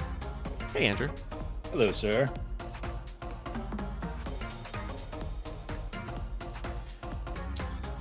Bryce, you were wonderful, especially in the quest part. That was great. Thank you. I'm good. I'm glad. That was wonderful. I was exceeded my expectations, and I realized how much fun it is to put you into really difficult situations like that. So all I have to tell you is look forward to more like that. Okay. See, Brian, you put him in that. Brian will sometimes just give you the really quick, I'll just do this, whatever thing, you know. He tries to avoid letting it get into him, and he'll just sort of give you an answer without really investing in it. Sure. You were invested. You were invested. I think in the past, it's kind of funny that scenario in the past, I don't know, 2 years or so, I've played, there are 2 very distinctive video game series I can think of that I've played that are all about killing people, like being in these murder game scenarios and having to kill people. These are games you chose to play. They're very good stories. They are very good stories. Sure, they're very good stories, Bryce. But yeah. Yeah, those things are, you know, uneasy, and people often when they're faced with those sorts of questions and stuff, they want to just sort of, well, I would do this. Like, hey, sometimes life, you don't get a chance. You don't get an infinite amount of time to decide what you're going to do or push it off. You know, and no decision's a decision. Right. So, desperate times. That's right.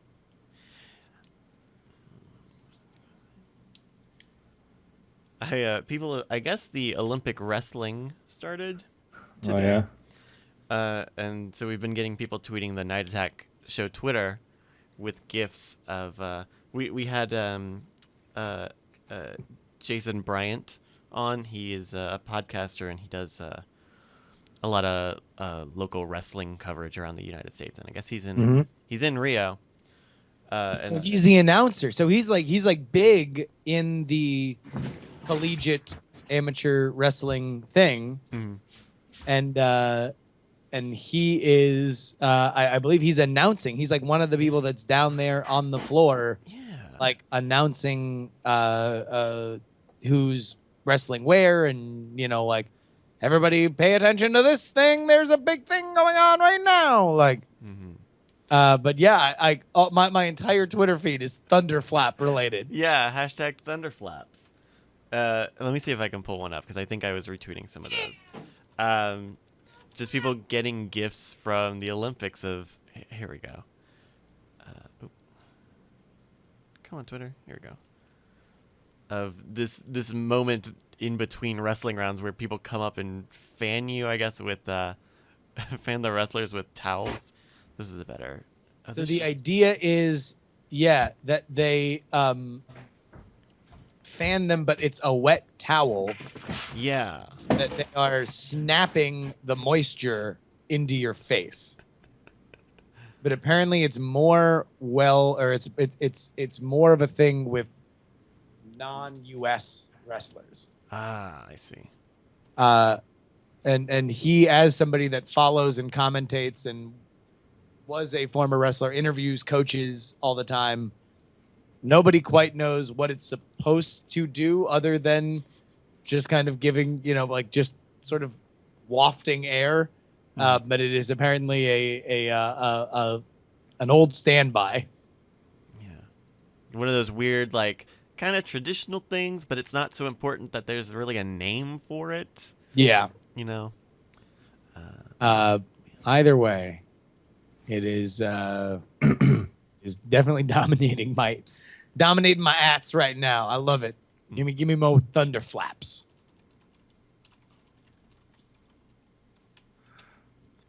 Gentlemen, we ready? Let's go. Yeah, I think so. Take it away. Oh, I'll count you in. 3, 2. Welcome to the After Things podcast, where we talk about things after things. If you have any questions or thoughts, or you want some advice from this questionable team of, I use the word very loosely, experts, we're happy to try to weigh in on that. If you have one, just send it into neshcom@gmail.com with the subject After Things question. And joining us today is Mr. Justin Robert Young. Hello, friends. And the man himself, Bryce Neshcom. Hi, everybody. How's it going? All right, gentlemen, let's jump right in. We've got a good one that came in last week, and we didn't get a chance to get to it, and then we will jump into another one. So we've got some good questions from people. This is from Gregory Schultz. He writes, he says, "Hey, gang, I have a question for the After Things segment. I've tried for years, if not a decade, to try and establish myself as a technology expert. I have my own website, designed my own theme for the website, and even manage my own server. I was a journalism major, so I know how to write a lead and how to not get myself sued for defamation, very important skills. Before that, I studied to become an IT manager, so I know how to code a Cisco router, subnet, and IPS address, and read a packet header. The problem is that while I consider those to be important, the rest of the world doesn't. How do I differentiate myself from everyone else? How do I build an audience from scratch? I've tried reaching out to other podcasters, but those offers fall on deaf ears. How do you sound professional but not come off needy or desperate? Another problem I've encountered is that since I'm a nobody, it's very difficult to do my job without getting credentials. My breaking point came in 2012 when I tried to cover South by Southwest.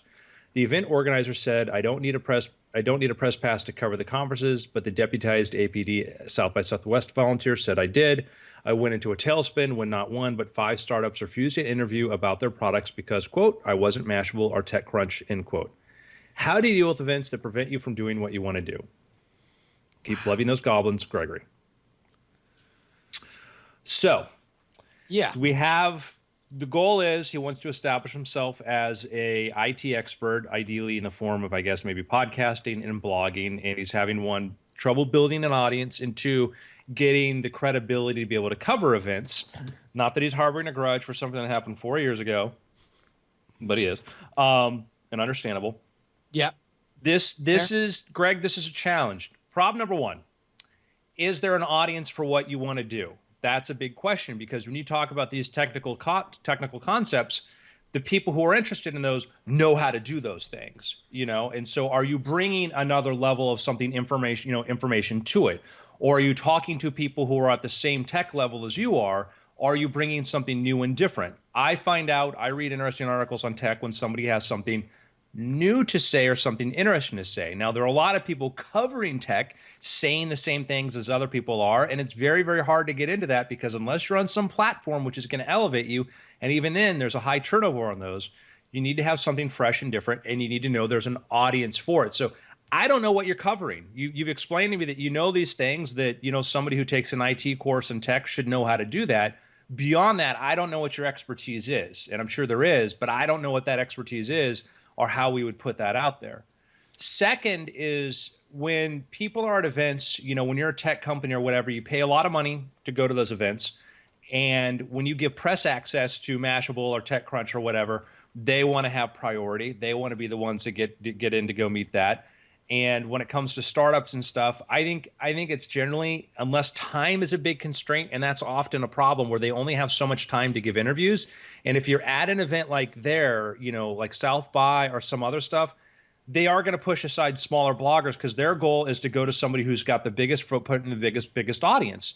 Now, the rest of the year, they might be really eager to talk to you, but when they're paying, thousands of dollars a day, and that time is measured in hundreds of dollars an hour, $100 per hour or X that they have their people there, they want to focus on trying to get those bigger footprints. So you need to try those places outside of where they're all gathered together, or figure out, when they're doing bigger press briefings and stuff. It's hard to do that. But if you're looking for these stories, if you're actively seeking these stories outside of there, you're going to find a better reaction.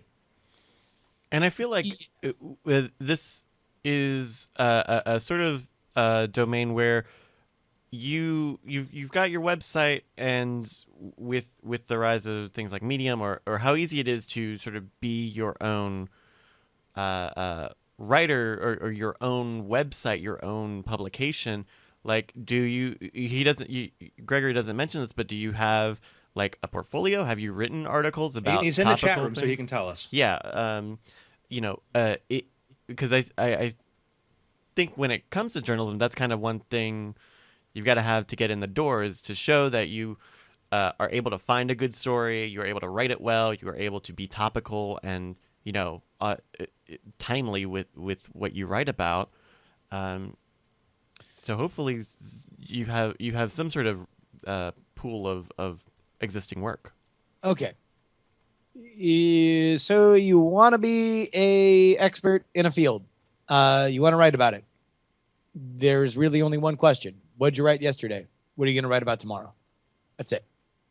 Like, keep writing. If you're not writing right now, then this isn't even... We could dissect all the other little elements of it, and we could find out when the best time to interview people and who to interview and who not to interview. All of it is completely useless unless you are writing, if not every day, then you are doing higher quality, longer form stuff multiple times a week.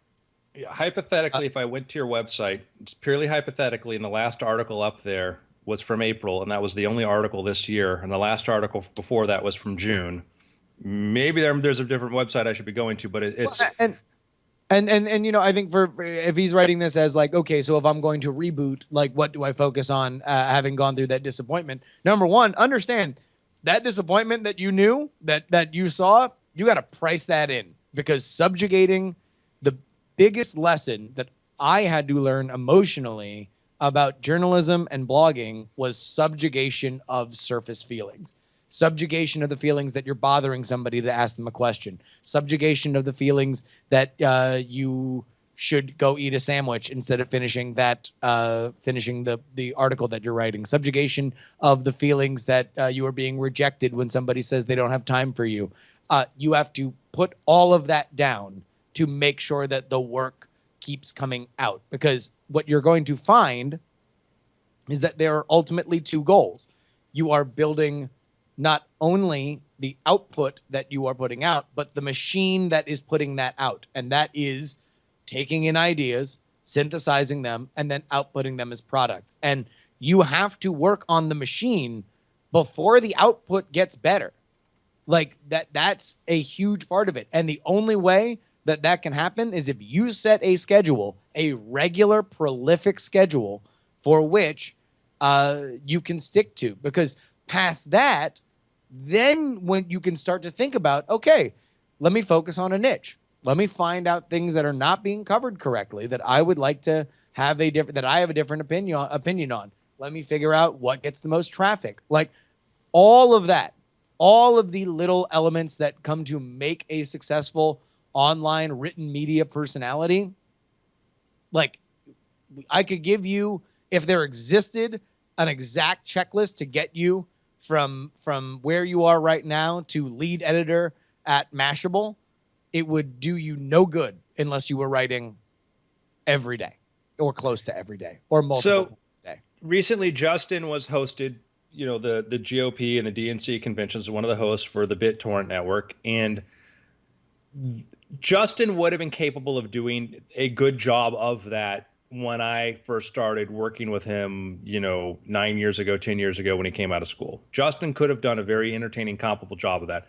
Nowhere near the job that he did now, but he would have been good. He would have been a good personality. He would have really stood out. He was ready for that opportunity. He was ready for those kinds of opportunities.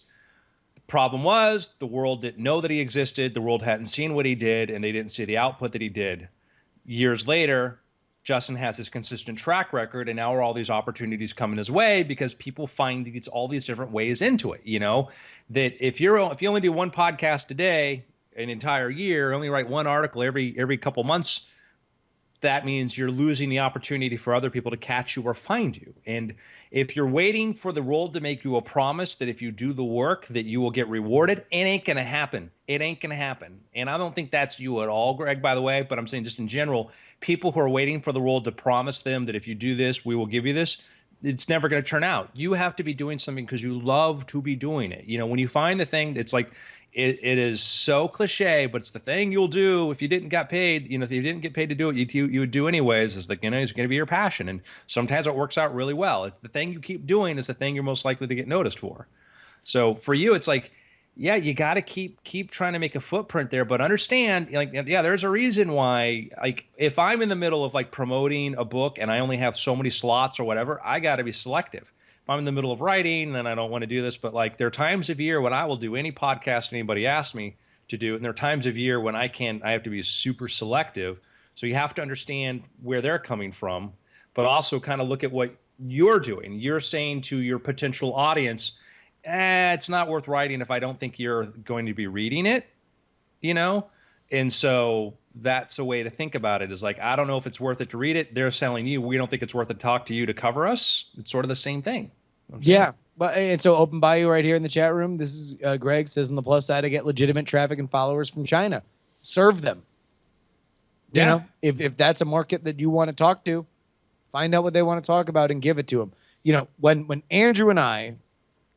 But just a quick, Greg, where is this coming to? Where are they going to? Is there, because the only thing I have here is I found your Open Bayou site and literally the last article is from April of this year. And then, some things from June of last year. And then, it's even just, if it's legacy stuff, it's just traffic to those old posts from his site, then. And I'd be very skeptical of stuff that's a year old that's getting traffic just to know, maybe it's legitimate, but it's hard to know what qualifies there. Sure. Sometimes that can tell you stuff. There's especially for blog content, there are lessons that you can learn from the posts that have longevity.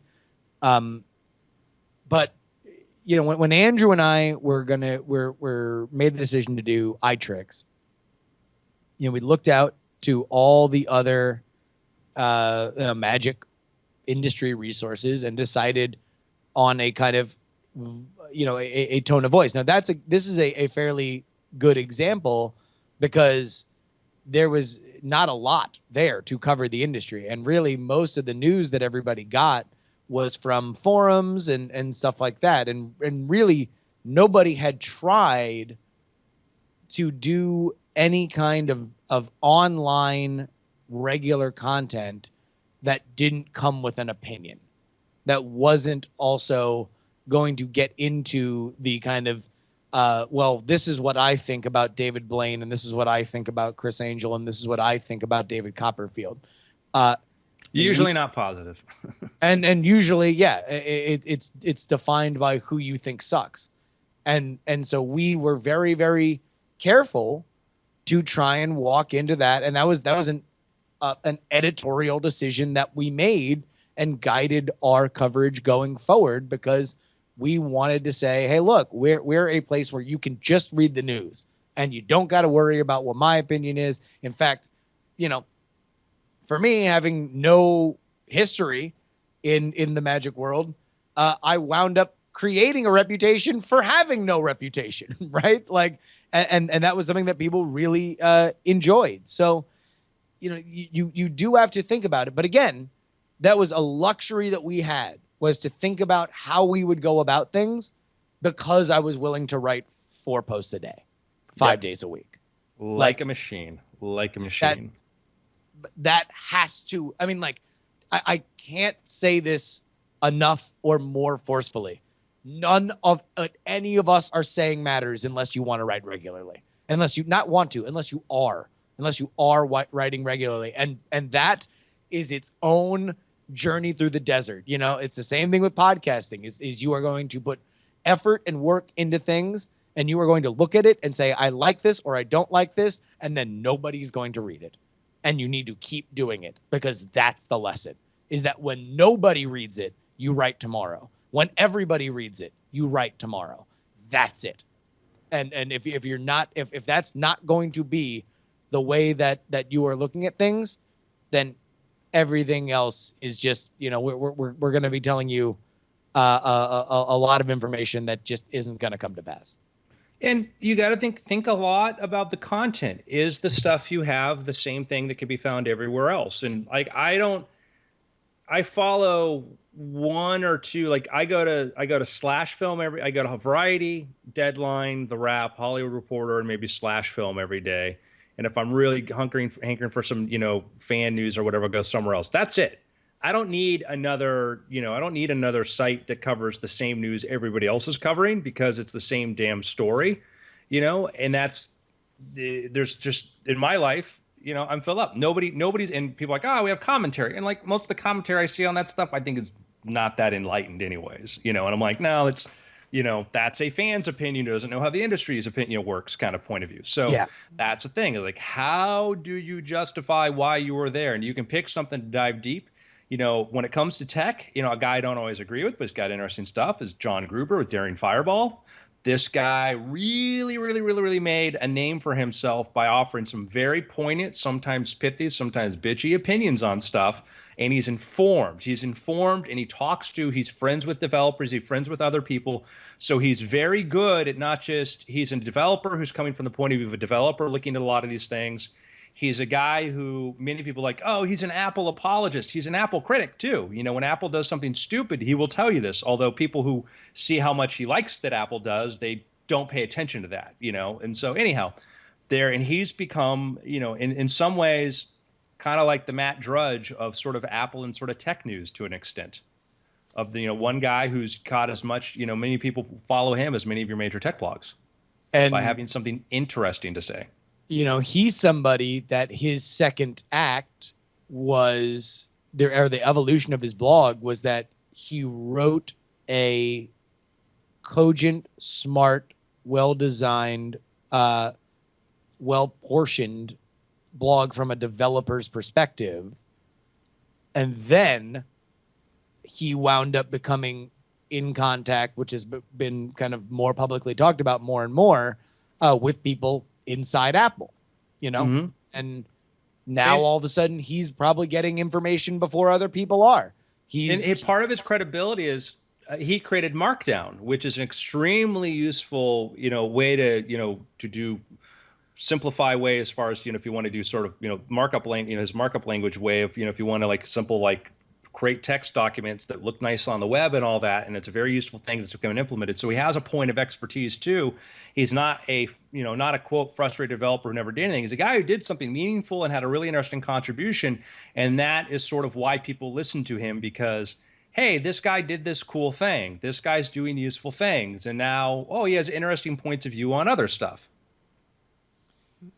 You know, there's a million ways to do it. And especially with Medium, you know, it's easier than ever to plug in whatever social media reach you already have into what you are writing about. But, you know, I hate to be a broken record, but right.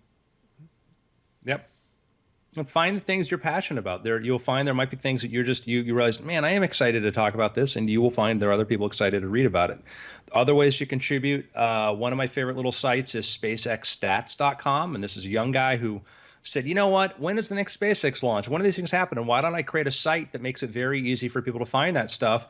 And now it gets championed on Reddit. You know, it's becoming a much bigger, you know, resource for other people. He covers this, you know, a little bit of more of just the objective information about it. And then Another way to build an audience too is you find a Reddit subject you're good at and you contribute on a regular basis, and not to plug your article, but just develop a name. And if occasionally it's like, yeah, I do this other thing or whatever, you can find an audience. So, yeah, hopefully Correct. something's there. But we look forward to reading your work. Yeah, let us know what happens, man. Keep us abreast of what happens, and as things develop. So, we have another one here. Go. From Another one. Andrew Morris. Howdy, it's back to school time for us teachers, and we recently had a presenter come in to show us some cool strategies to teach vocabulary. Our school recently bought some of the company's educational products, so we got trained on how to use them. Anyway, she mentioned that she was having some trouble finding science literate writers to compose short stories to go along with sets of science vocabulary words. These stories we use to help teach the meanings of the words by using them in context. I hate to say I kind of felt like Randy Quaid's character in Independence Day answering the all call for pilots when I raised my hand and nervously uttered, "I'm a writer. I can write." I talked to her after the training and she said she would send me some examples of the kind of stories they want. Turns out she is the owner and an author of several books. She said they shouldn't be longer than 2 pages front and back. My question to you guys is about the pay. The only thing she mentioned was that she had paid a previous writer per word and it didn't work out well. She said when I submit a story, I could request how much I think I should be paid for it based on how long it took me to write. She wants it to be enough so that I will be motivated to write more of them. She needs somewhere around 30 of the science vocabulary word stories total. How much would be appropriate to ask for a 1 to 2 page fictional story that requires science expertise and integration of a specific set of words? I reckon it would take me about 3 to 4 hours to write and revise, and I have several retired English teachers in the family I can use to proofread before sending it in. Thanks for advice or any suggestions. First up, Andrew, get in the habit of talking about things per word, because per page is subjective. Per page can be, 500 words on a page, 250 words on a page, or whatever. So just per word is the industry standard in publishing, because that's kind of the closest to an objective measure. So per word, per word, per word. As far as what you should get paid, as much as they'll pay, and that's a difficult question that we all go through when it comes to trying to decide what that is. Hey, I worked with one writer, it didn't work out well. Well, shocking. Working with writers or artists can be problematic. Figure out what you could do is say, okay, what is your time worth as a teacher? What do you get paid by an hour by there? Add 50% to it. What's going to make you enthusiastic about doing that? Figure out like what you don't want to do it for, but let's say your teacher time, and maybe because it's coming out of time that you could do for other things, maybe you figure out your per hourly time and you double it. That's a starting point to do it. And you could say, hey, let's do 10 for this. Here's my price. And then if you like that and it works out really well, then that would be great. And the quote here says, and she said 2 double-sided pages, which is like 4 pages. That's that's scary if I'm talking to somebody about prices and publishing and stuff and they use terms like that. So figure out, and the hard part about, like, if you said, oh, how much is my time worth as an hour as a writer? I don't know. There's the time I spend at a keyboard, and then there's all the time I spend driving around thinking about something, and so it's variable, but certainly you can figure out how much time it'll take and do that. Starting points. The point is a starting point. One is figure out what you're already getting paid per hour, maybe double it, what you think you should get paid if you wanted to work after hours or whatever. So maybe double time, double what that is, put that out there, say, hey, let's do 10 of these things. If you're happy and she's happy, then great. That's a great price to work with.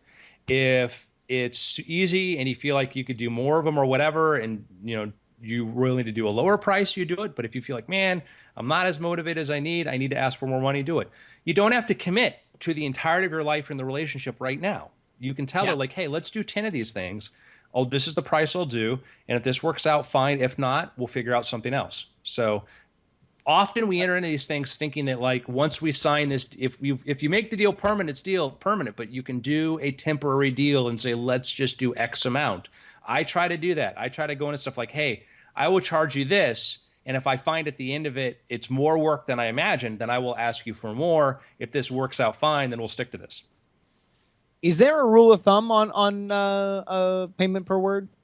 It's all over the place. It is all over the place, because many people who write part-time, there's so many part-time, and it depends on the quality of stuff too. You can, you can mill this stuff out and get a very, very cheap rate where, you might pay somebody, $10 an hour to do something and produce, hundreds. And so it's what matters is quality writing, so writing from somebody who's actually written for, literary magazines, things like that. Now, if you go look at what science fiction journals and things like that pay for, they have rates. I couldn't even tell you what those are. It's never what your time is. It's never that. There's nobody really making money doing that. So when it comes to specific technical writing, rates are higher because you have to have a level of expertise. So I would say, if you're trying to navigate whatever that price is, and she wants to think about things per page, and you need to get to your point where you are thinking about it per word, then, when you write your first, if you were to, number one, I would say, if it's something that you can knock out in 3 to 4 hours, then it might not be a bad idea to write something out just so you get a sense of what that process is. Take a look at how many words are on per page, and then figure out your whatever per page thing based on your a per word rate that you are happy with. I will say this is hard. Judging your own worth, especially in a field where you don't have a whole lot of expertise in, just setting your first your first mile markers in terms of what you're going to get paid is tough, and it's something that let's say theoretically somebody on this podcast might be going through right now, is trying to figure out exactly how much to charge for certain stuff, having not done it before. So the best advice I could give is to talk to as many people with as much knowledge on the subject as possible, and then take a number that you are happy with, but put a cap on, hey, let's renegotiate past X amount. Don't, what Andrew said, don't, even if it's not to them forever, don't lock yourself into a prison of, well, I already asked for this and now it's going to be a pain in the ass to renegotiate. Set a renegotiation point at the beginning so you're not punishing yourself. And I think you can look online for other artists who are offering freelance writing and commission. There's an artist or an author that I follow on Twitter who has commission rates based on, I think they're based on word counts, and you can look at what other people are charging for. That's a very specific thing, freelance fiction writing, but you can go and see what other people are and see if you're in the right ballpark for what your own time is worth, because in this scenario it definitely feels more like a freelancing thing than any sort of set in stone contract.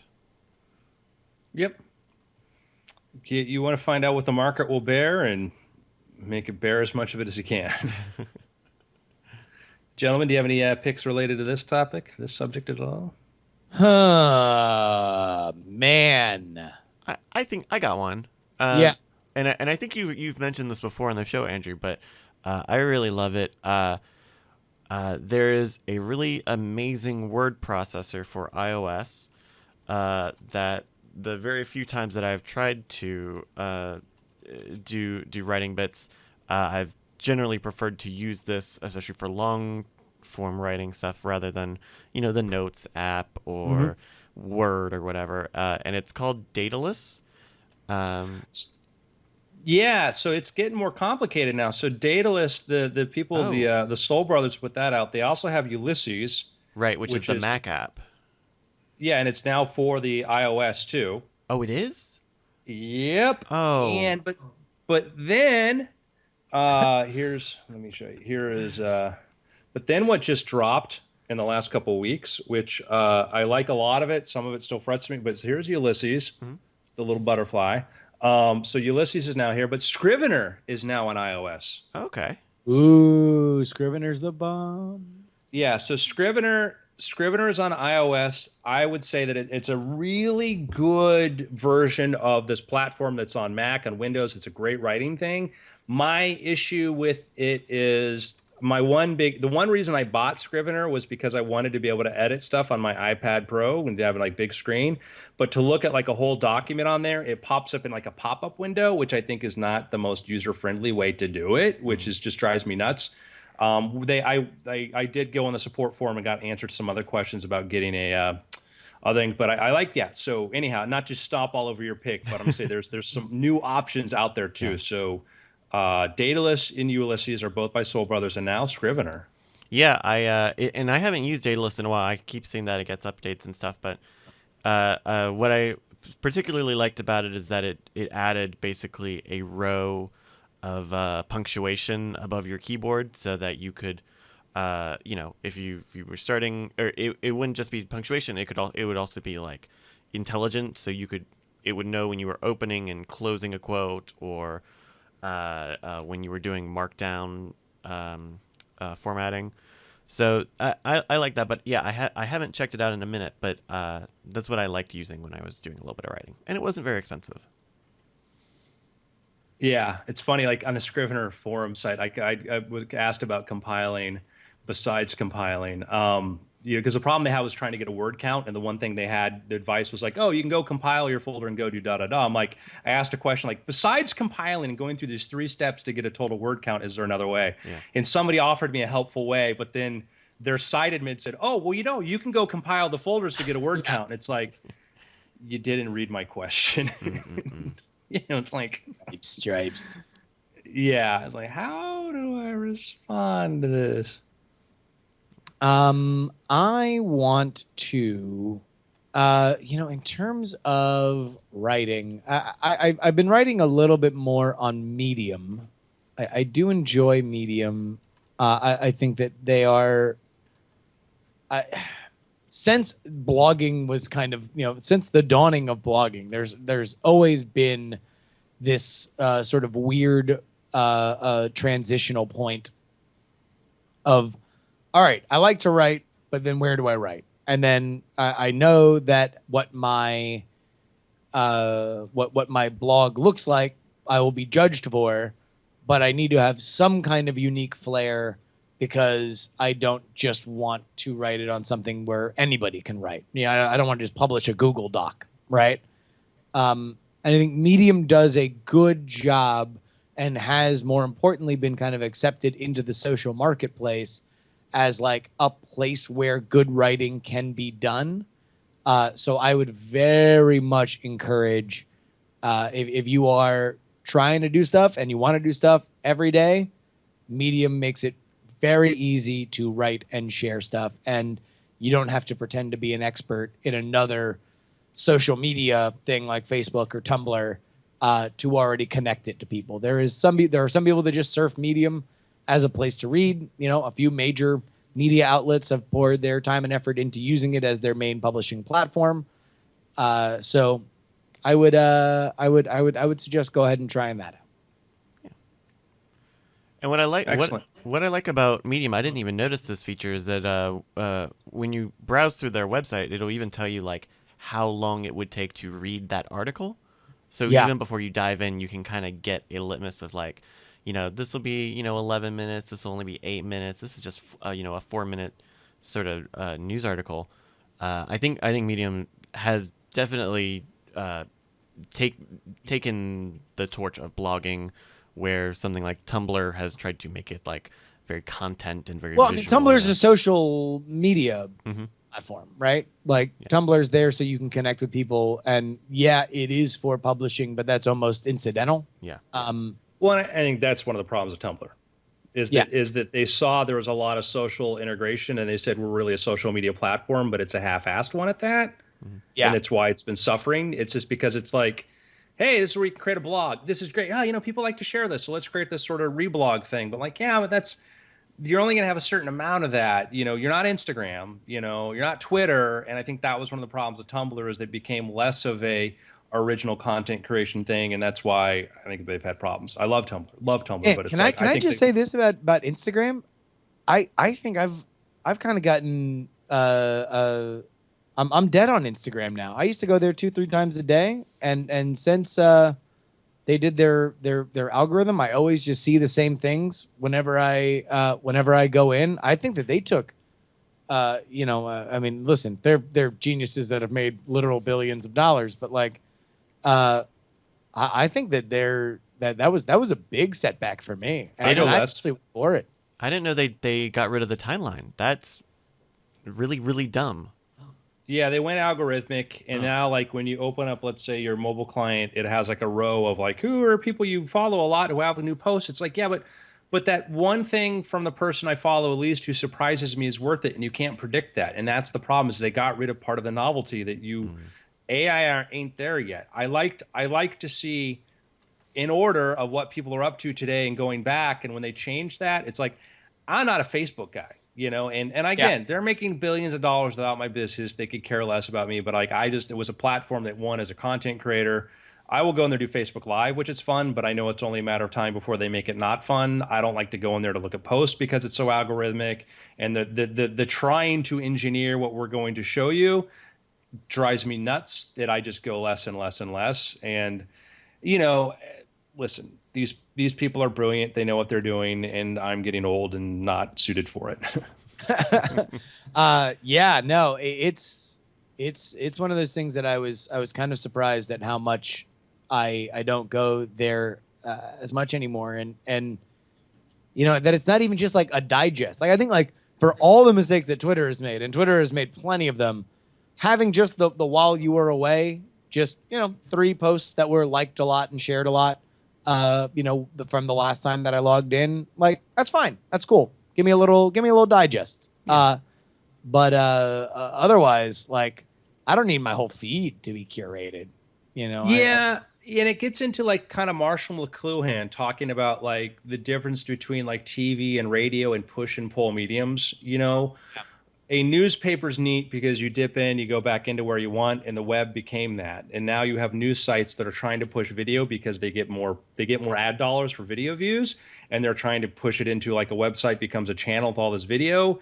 And I think that in the short run, it may be helpful as far as revenues, but in the long run, it just sort of pushes you towards other mediums. And I think that when sites decide, oh, we want to be, we looked at the fantastic success of Facebook becoming, humongous giant of a company, and people are like, we need a part of that.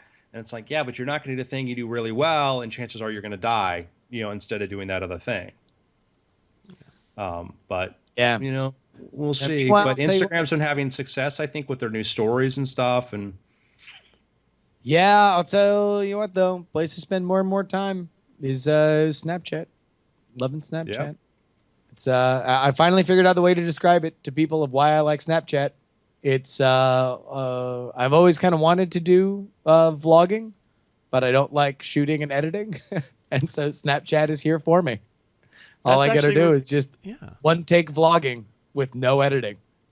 That's perfect, actually. And then you get the stories element, which like it all strings together. Kind of Like that's as soon as that clicked in my head, where I'm like, oh, all I got to do is just talk about whatever I want, and anybody who wants to talk back to me will talk back to me, and not think of it as a messaging app, which is I think initially what I had a hard time getting over. But as soon as I cracked that it's no edit vlogging, I was like, all right, sweet. Because that was the only thing that stopped me from doing vlogging on YouTube. Is like I like talking into a camera. That whole like watching it and lighting it and audio and editing, for the birds. Yeah.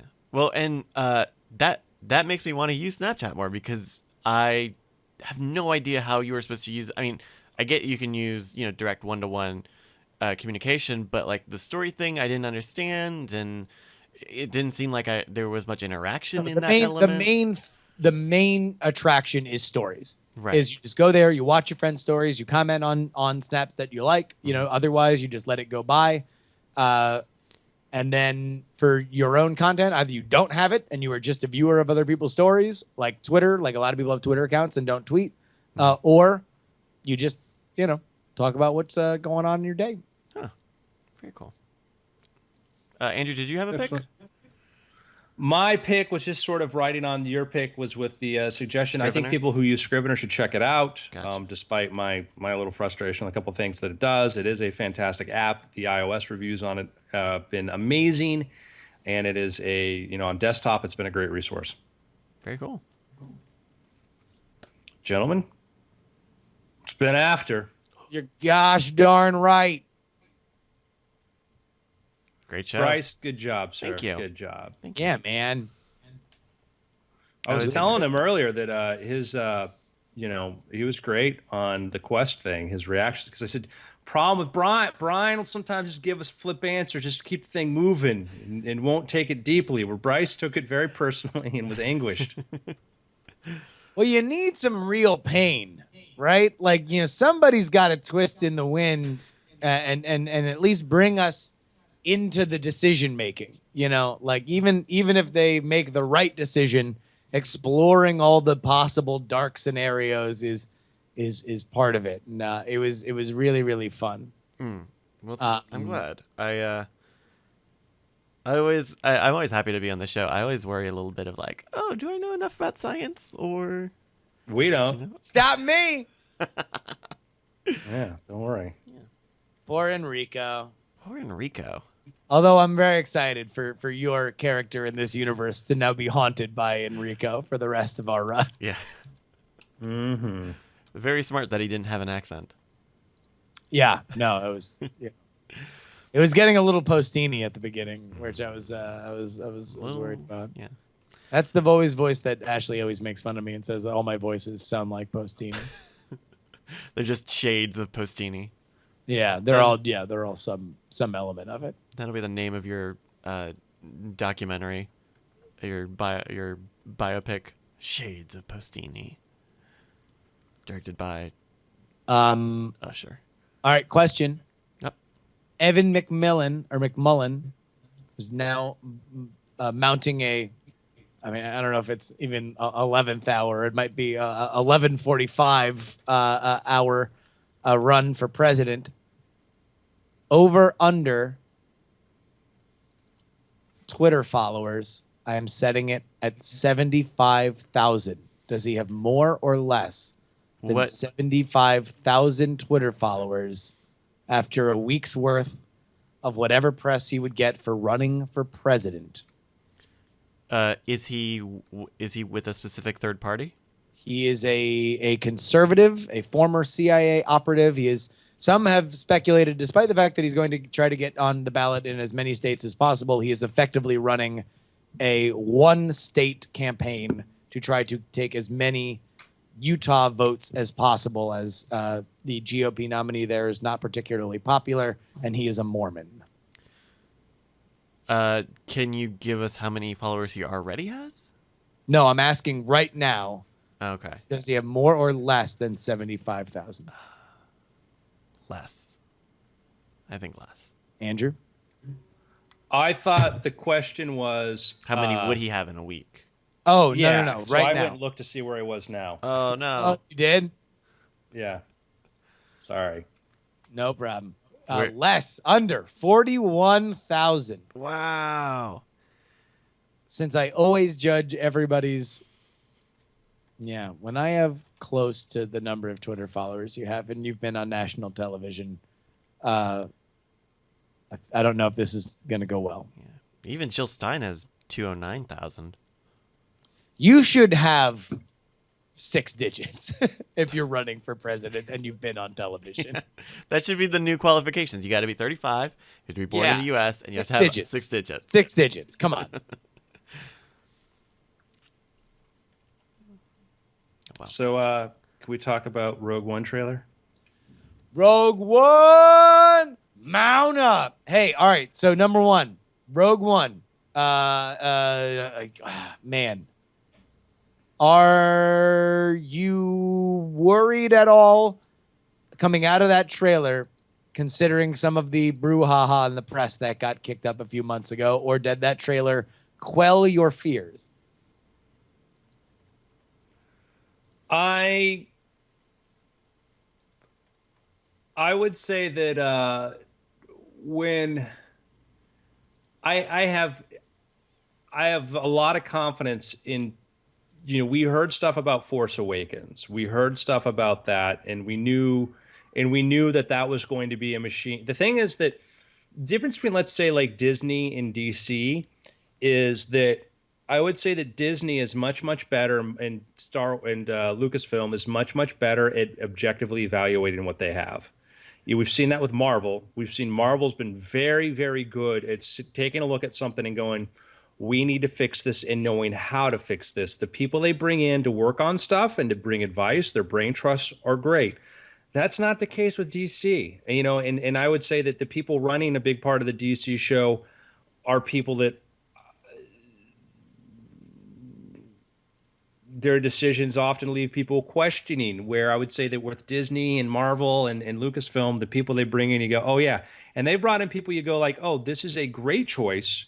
And then they've said, no, what, we're going to, like, Michael, Arndt, they kind of said, we're going to go in a little different direction, which I'm sure was probably something great he did, but it was different for what they wanted to do.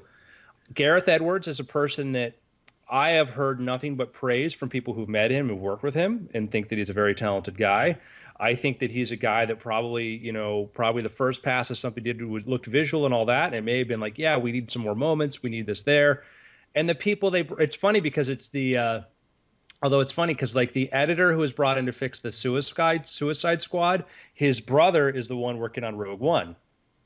Yeah. But an editor only has what's shot and put in front of them, where I would say the writers and the other people who've been contributing to Rogue One, really, really very, very talented people. So I think it's going to be, I think the shots I saw, the visuals I saw, that shot of the Death Star over the city, on the mesa, I look at that, I go, man, the worlds alone look amazing and better than what we saw in Force Awakens. Like Force Awakens looked good, but it was intentionally supposed to make you feel like you're part of the Star Wars universe you've seen before, and we're going to extend on it. But it didn't try to do too radical. It didn't try to go too out there, where this is kind of getting deep into like all the parts of the galaxy. So the look of it's great. And so I think at the very least, it might be a movie where we just listen to the soundtrack and watch the visuals. It'll be cool. I'm encouraged. Yeah, I think I'm runaway minecart excited. Like, listen, they made a good Star Wars movie. Like, and now they're gonna make more because they have the blueprint that Marvel has done, where if Marvel can make 2 watchable Thor movies, that if someone was like, oh, I want to put on the Dark World, I'd be like, if Ashley was like, I want to watch Thor the Dark World, I'd be like, oh, cool. It's been a while since I've seen it. I've kind of be excited to see it again. Then why not? Like, here's the difference. You had a very public falling out with Marvel and Edgar Wright on Ant-Man. You could tell it was painful within the organization. It spilled out publicly. And we wound up getting what Ant-Man was, which was super fun. And if somebody wanted to put that on, I'd be excited to watch it. For whatever was said about Rogue One, that trailer at least leads me to believe that we are going to get a tension-filled, a bit grittier war movie, a band on a mission behind enemy lines. The baddies are on their heels at every turn, kind of flick. The idea of the Star Wars Vietnam that they've made, especially considering, this is a movie that at least thematically has characters that are supposed to look like they are in the early 70s, right? So to have something that is a war movie that is sort of evocative of that time is very exciting to me. All the Japanese influences and everything just sort of fit well for me. And who plays the bad guy? Who's the Ben Mendelsohn? Like, he has yet to open up his mouth and I think say a word in any of these trailers, and I am already terrified of him. He's already my favorite character in the movie. Serious look. Like, he's like, yeah, I'm stoked. I mean, I think it has all the capacity there. I'm not too worried about, the reshoots. Like, yeah, that's going to happen. Because part of that too, I look at that as Marvel goes into stuff planning the reshoots. They anticipate they're going to do that, and that's become a big part of it. But I would say that like Pixar's done that, and I think with Star Wars, that franchise now, I think they've had that, and they've got Kathleen Kennedy is a great producer. She knows really talented people. I think other studios, the problem is they have people that they hire because, you know, ICM gets on the phone with them and hypes them up and they say, look at the return for this. And I don't know if they're as good at understanding talent versus people who are attached to things that were big. And, you know, this is a summer, like, man, think about this. Spielberg, BFG, nothing, you know, and it's been kind of weird, you know. Yeah, no, it was a super weird summer. I will say, you know, so I saw I made that snide comment about Suicide Squad during Weird Things. I didn't leave the theater hating Suicide Squad, which for a DC movie, you know, I think I described it to Andrew as like, you know, the kid who gets out of juvie and, you know, you're really hoping that he can get his life together and he makes a C- on a test and you celebrate it like it's an A.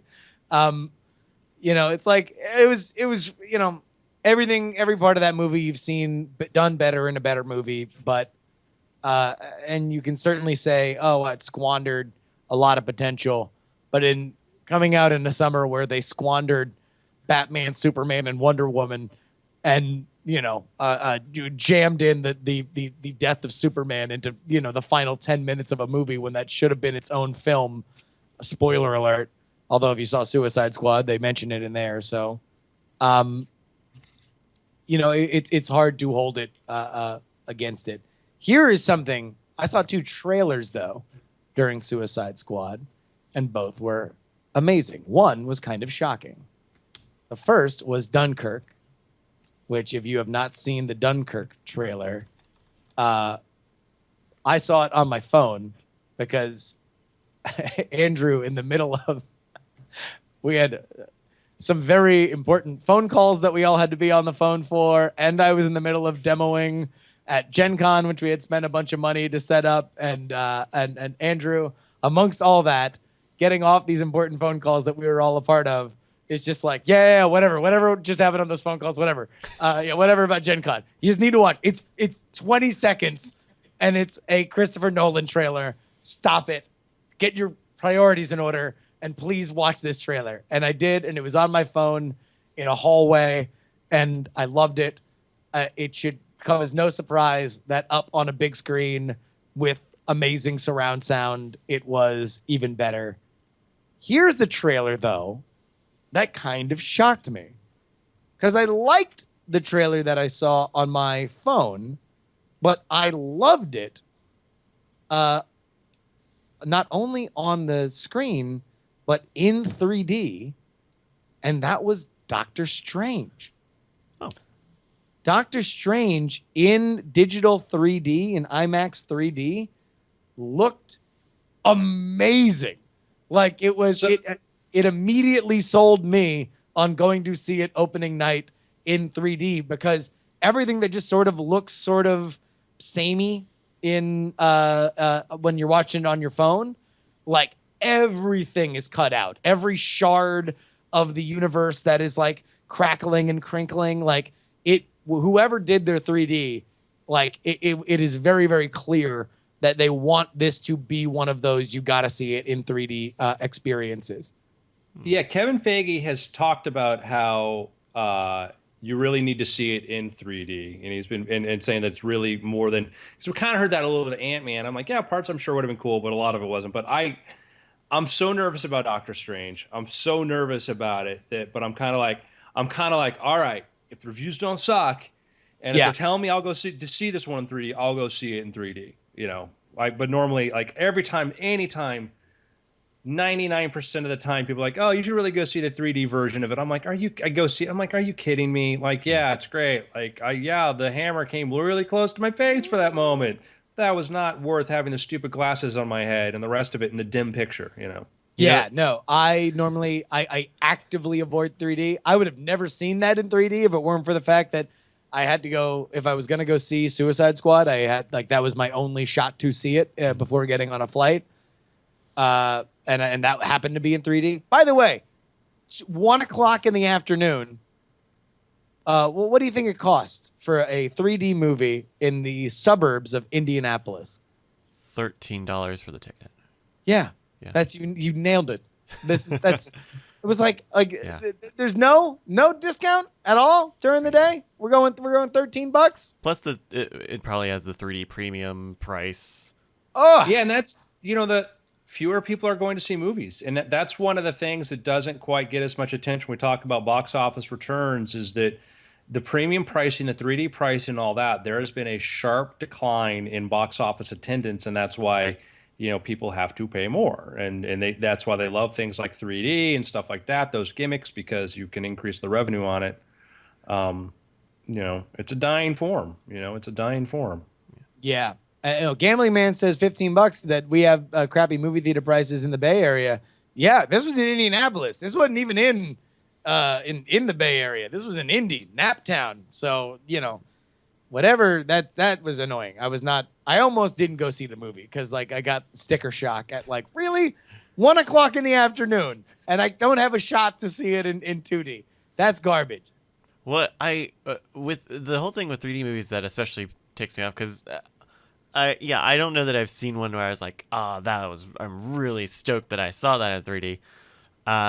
The more annoying thing is when you go see a 2D movie and it has, a 3D movie moment, and you kind of just have to watch this weird insert shot of something kind of, coming towards the camera, but it's, it's yeah. I think that what was really exciting about the Doctor Strange trailer was it was more about selling the magic and selling the universe than it was about necessarily anything about proximity. It was about when in the trailer when they're on these tilting buildings and stuff like that kind of looked to me meh, okay, that's cool. I'm sure. I mean, somebody asked me the other day about Star Trek. They're like, "Oh, were the special effects good?" And I'm like, "Yeah, I mean, they were good. But it's hard to say in these days when, I mean, every movie kind of has decent special effects. There's it's You rare. hope, yeah. What was that? You hope, but then some movies, that's when the standout. It's the exception is when you notice there have been some stuff I'm going to say that part of the problem with World of Warcraft and parts of Batman versus Superman and stuff is you're watching special effects. They're, it's not that you don't see alias lines, but you're seeing color schemes and things like that I'm in CG world, Yeah. And there was a moment in Star Trek, the opening scene in the new Star Trek is Kirk interacting with a bunch of very, very clearly, almost cartoonishly CG characters, but it's played for laughs. There's a funny little moment to it. And that was my problem with Force Awakens, the grab droids or whatever those things were on Han's ship. Oh yeah. Well, tell that to Kanji Club. Yeah, well, what's left of them. It just that was one of the things I'm like. And that was kind of an Abramsy sort of thing too. Or sometimes I'm because he did that in his first track. There are a couple things this is a CG creature, and those things are CG creatures, and I would rather see something made of rubber coming at them than something that only exists in a computer. Yeah. But other parts were great. There's so much special effects are used so much now that it stands, for filling in background cities, things like that, cars, crowds. We don't realize where they are now. The only time we really tend to notice is with creatures in really heavily artificial environments, because everything else is just it's so commonplace to do digital stuff to add it in that you watch hey, let's show you how they did this thing here, and you're like, oh my God, it's invisible for the most part. Yeah. All right, gang. Well, I will be back with you in 2 hours for jury. Back at our normal time, which is very exciting. And then, yeah. I'll see y'all next week. Bye, guys. Great times. Bye. Bye-bye. Alcoholics. I said I could drink and I done like, baby, I'm a alcoholics. I'm drinking all night till the sunrise, baby, I'm a alcoholics. And you know my cup full got no eyes, that's no lie. I'm trying to change ways, but it's so hard to do right